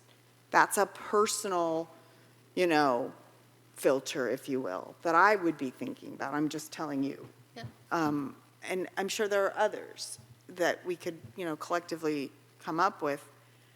I guess my last statement on this is we do have a lot on our plates. Staff, we have put a lot on staff's plates with our robust agenda for things that we want to do in Pacifica. And I guess I'm questioning the use of staff time to make this process. And I don't know if it's urgent, and I think I'm going to defer to the city manager on, you telling us your sense of urgency on this, because I know there's a lot of other work that needs to get done. And so I recognize we're in March. You're probably thinking about budget cycle kind of thinking, if I'm not off base. And so I guess my question is it really broken right now? Is there a way for us to take a light pass at this in leaving enough room to keep doing what we've been doing, which I think is justifiable in all the reasons I just said, transparency, equity, service in terms of the Institute of Local Government, little tiny article I read. But then I still want room, right? That's the thing. I still feel like we need to have some room because there are other things that come along. We never used to have a pride process, for example. So with that, I will stop talking. I haven't turned on my light. I don't think I did, but. Madam Mayor, it is 10:43. I'll be happy to move that we place the upward limit at 11:30. Is there a second? Second. Please vote.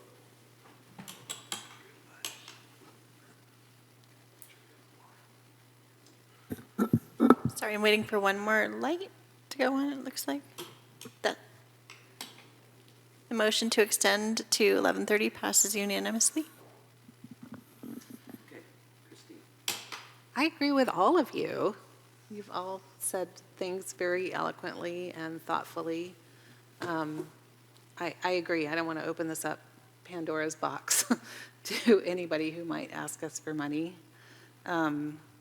I don't think our core agencies, the Beach Coalition and the PRC, should be part of this process. I think there should be a way that we can look at other groups and a way that we also review funding to those organizations every year as part of the budget process to make sure, there's not another need or something that we might want to fund further. The Beach Coalition, it breaks my heart because, when we think of all the work that they do for their $5,000 a year, even now, if we had to pay someone even just to clean up after the 4th of July, we'd be paying more than that. And look at it all year long and all they do. And the even thought of trying to give them more work to do, to fill out our paperwork so we can check our boxes, just seems so wrong to me, unless there's more money there that we're willing to give that makes that more worth it. Maybe we don't fund their EcoFest, but we actually pay them for the cleaning up that Public Works would do otherwise. I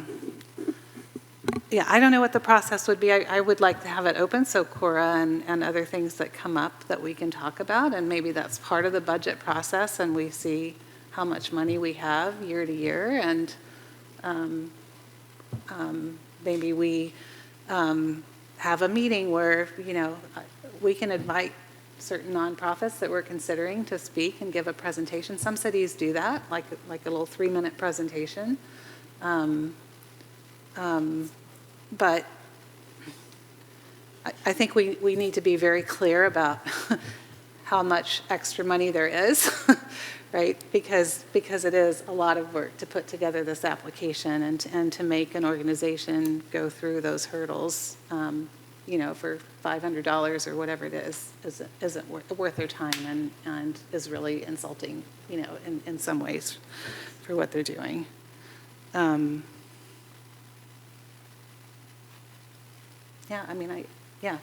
agree with all of you. I agree too, to open this up. I think we'll have major numbers of people who want money. I think there are people who want money now. And they're competing. I mean, you have Pride and you have Fog Fest that don't get any money, but would like money and need money to proceed. And I think they're all important. But when you start getting into the list of people that could ask us for money, I think that could be overwhelming. I think some type of, not this whole big process, but like the Beach Coalition, I mean, they do give us a rundown. We get a report from PRC, so we do already get an answer from those people. But the audit is extreme, which I know everybody said. But I do think the transparency of doing this too is important. And to do it in a public meeting is important. Because if I ask for something, Mary asks for something, Christine wants something for the Pirates, or, let's see. If people might all want something, and it should be in the public. But I think this process is too extreme. And I'm going to stop already. Just one other thing I wanted to share. I did find a little bit online. I was asking, what we knew as best practices from other cities. So I did find Half Moon Bay and Foster City and then the San Mateo County have processes and forms for their grants. I didn't find any others. And none of them I saw ask for an audit either. Some asked to be in good standing with the IRS. Some asked for an IRS Form 990, a W-9, an end-of-the-year financial record. So something that they're doing anyway, and not a whole nother process that's going to cost thousands of dollars. So did we come up with an answer? Mayor, if I could maybe take a stab at synthesizing some aspects of the conversation. So the council's discussion really hit on all the complexities of this policy decision, and it is complex, and that is sort of inherent in why this is being discussed as well. So there is no easy answer. I would say that if there was a process in the future, I actually agree regarding the audited financial statements that's maybe too much, unless you're talking about really big grant dollars or whatever that might be. But there are other means to verify that an agency is in good financial status or good bookkeeping, et cetera. So, but set that aside, because really the question was asked, is there a problem here that we're trying to fix? And so I want to remind the council that the reason this came up is because sort of the off-cycle mid-year request for funding and the assorted history of funding that the city currently provides, and my acknowledgement or raising up the point that there's not any transparency behind this process. And so does it save staff time? I would say a process could save staff time depending on the alternative. And here's the alternative. Here's how this works currently. Any council member can request to agendize an item for the council to discuss at any time of the year So any nonprofit can go to a council member and say, hey, we'd really like Pacifica to give us money. Can you talk about it? And then we go through the process of, okay, does the council want to spend time more than 1-2 hours, the way our policy reads, about discussing this? And it becomes this ad hoc conversation about city funding for all kinds of good causes that may be requested for the council to fund, for the city to fund. And if that doesn't happen very frequently. So it sort of came up when we were talking about Pride, and my, neck on my hair went up a little bit because, like, ooh, it's an off-cycle process. I'm very systematic, as we know from our communications. and then it came up. Flexible too, right? Flexible, right. And then it came up during in the Cora conversation, and then I get the letter from Sustainable San Mateo County that says, hey, can you donate $5,000? And I say, well, we've only historically $1,000, so we'll continue to do that. I have no idea the origin of that, right? So there's all these ad hoc things that are happening. The hair is standing up on the back of my head in terms of transparency and equity and using the public funds, and that's what gives rise to this. And so if a lot of ad hoc requests come in and agendizing items, those add up to a lot of staff time and a lot of council deliberation, not in the context of our budget and what we can afford. And those conversations, every agency that wants funding has a good cause for why they want the funding. And so the council, in a way, gets backed into a very difficult decision from the dais about saying no or saying yes or maybe or come back or what have you. So that's where this is coming from, and does it save staff time? It depends, I think. And so I can't say whether it does or not. The alternative in the report is that now's not the right time to consider this. Let's push it off and continue status quo the way we have been going, and we can do. I'm happy to do that because this developing and going through this process would take more staff time, certainly, and it's always going to be a big decision by the council in the end in allocating funding. The question about competitive funding, so the council is already doing that. You are deciding every budget year on where the city's funds are going to go, and there's a handful of nonprofits that are recipients of that. So you're already doing that. As I said earlier, definite concern about the floodgates opening up because you're announcing that there's this process. Councilmember Bowles mentioned, well, we could invite some nonprofits in. That's doing the same thing without a process that's transparent, from my perspective. So you wouldn't want to do that because you don't have a process established on paper or a policy to follow, yet you're talking to nonprofits about, well, maybe if you send us a letter at the beginning of our budget process, we can consider whether to fund you or not this fiscal year. But there's no process, there's no policy, and that's where we get a little, as an organization, get a little concerned about that. So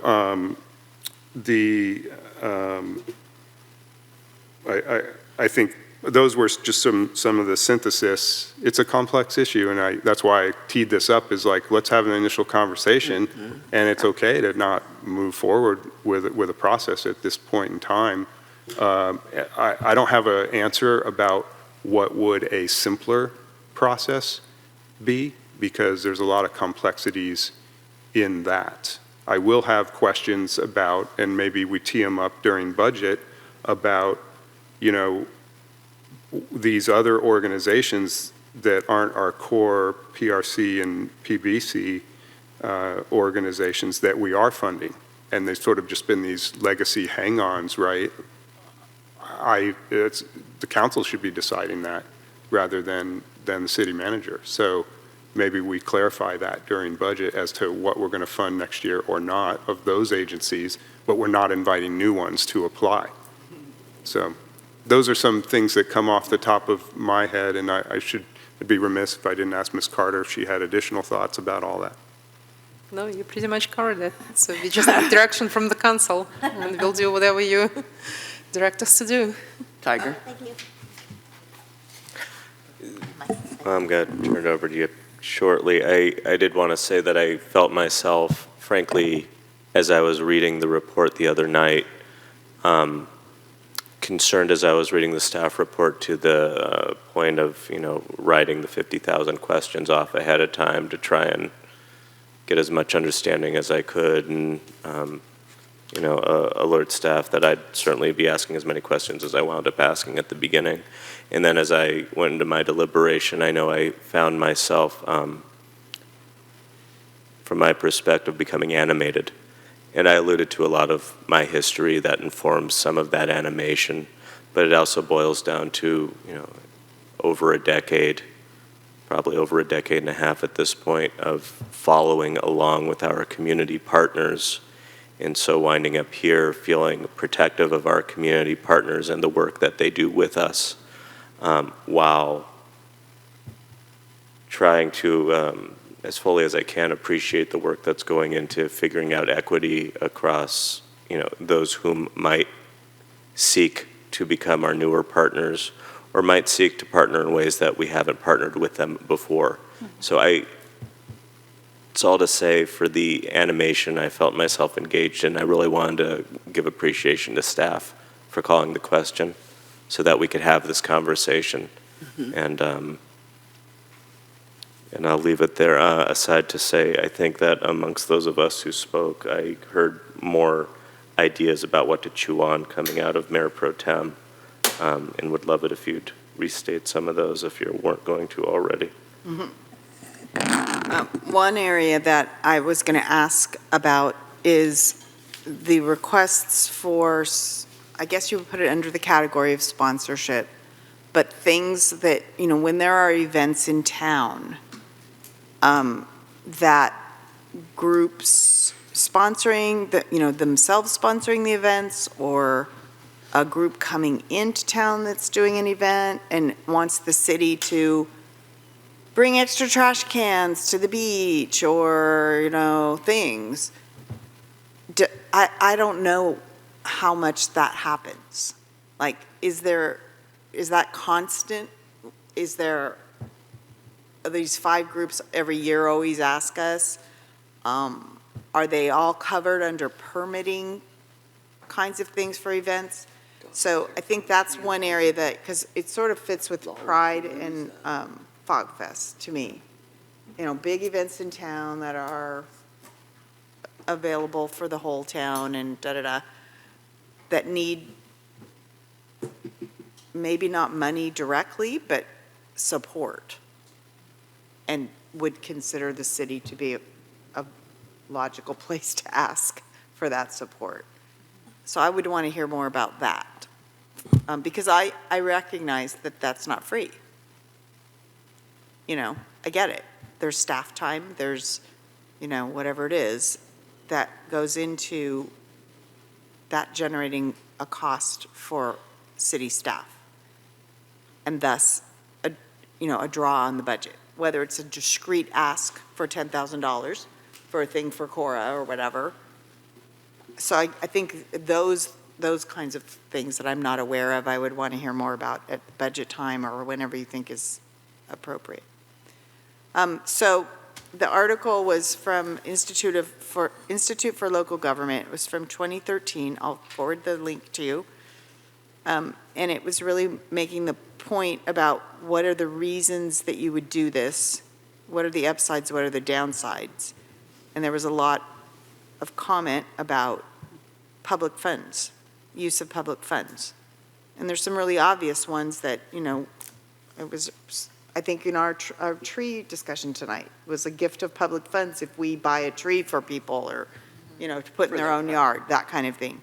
But, so the idea being in the article, as I read it, these are like agencies or organizations that are providing services or doing some kind of benefit or service that the agency maybe could do, but doesn't for whatever reasons. So those were kind of those 3 main points made sense to me and fit with the things that we do. And then for me, the other points that I think are important and really getting the transparency around all this. I agree with you, Kevin, that some of these are things that the council should make a decision about, not the city manager. And what about equity? And how do we make sure that we have an equitable process, number one, but also that we're serving all parts of our community with what we're doing? I appreciate the difference between a sponsorship of an event and a grant application. I think those are two very different things. I agree. And so if we have a process for sponsorship, I think that's a place to start. And I still think that PRC and the Beach Coalition should not be a part of these conversations. All for me. When you're talking about events, are you also talking about permit fees that the city would be like reviewing and approving an event or a project? I'm thinking of the, besides the parades, the Historical Society, and their permits for their train car and so forth that might be a benefit to the city. And I don't know if we'd give that away for free or, make sure we're at least covering our costs, but I'm assuming that the standard cost basis includes, more overhead and so forth that maybe not, our total cost. So if there's a way that we could reduce things so we're not losing money, but we're not also making a big profit on some of the work we're doing, if that's something that could be considered. And there are a lot of events. I mean, the dog surfing, the tree lighting, the Lollapalooza, there are events that happen all year long. What's happening with those? We're not giving them directly money. Well, and some of those aren't paying us enough. They Right. don't tell us how many people are coming, and yeah. So there's so much involved. Right. I think what I would like to propose is that we continue status quo, and that I do want there to be some allocation of funds or earmark or set aside or something, so that if there are off-cycle requests, that we have a place that we can go to. And I mean, it would take some analysis to figure out, well, how much are we doing anyway? Like that sustainable San Mateo thing, I don't think about that. There's probably a whole bunch of those that happen that I don't think about. So that would be, and I don't know if it's a council agenda item, if it's an ad hoc, short-term, couple council members go work on it, whatever you think would be best and whatever you think would be best. Because my earlier point, I don't want us to all spend a ton of time on this. I don't want to make a big whole extra job function for an already stretched staff.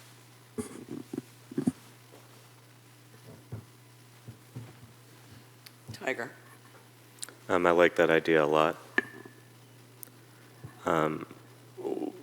Something that came out of the Cora thing that was unexpected for me was the original idea around the Cora table of, maybe some of the community partners could partner with the city to be able to fund this service. And I wonder if a part of our process going forward when unexpected things come up is, if the question is intentionally added, could some of our community partners be contacted in terms of aiding what we're trying to accomplish? Because frankly, I think that if instead of taking it all on our own shoulders, if we were to reach out in certain instances, some of our partners might actually want to pair up with us in covering costs. So I think that might be an interesting element to add into future discussions. And one other thing that the PRC and the Beach Coalition were always based on whether or not there was excess ERAF money, because that could go away at any time. So I think at one point we decided that they would continue regardless, but we would have to find a place where the money would come from. I mean, obviously the general fund, but ERAF could go away. So. that was a consideration always. So I'm not hearing specific direction to bring something back in the near term. I mean, I heard the concept of developing a sponsorship policy. That in itself, would be a different sort of thing and an undertaking. The council during the budget process will be, part of. I think what we could do during the budget process is call out where we are providing funding for NGOs, and have that be, transparent in the budget recommendation. But we're not, at this point, we're putting this, I'm getting the sense, we're putting this on hold for now. We're not doing anything Yes. immediately. Yes, yes, yes. Consensus is yes. We'll put it on hold. Okay. I think that's sufficient direction. Thank you. Okay. It is 11:07, and we're going to adjourn this meeting. Good night. Thank you. I got tired.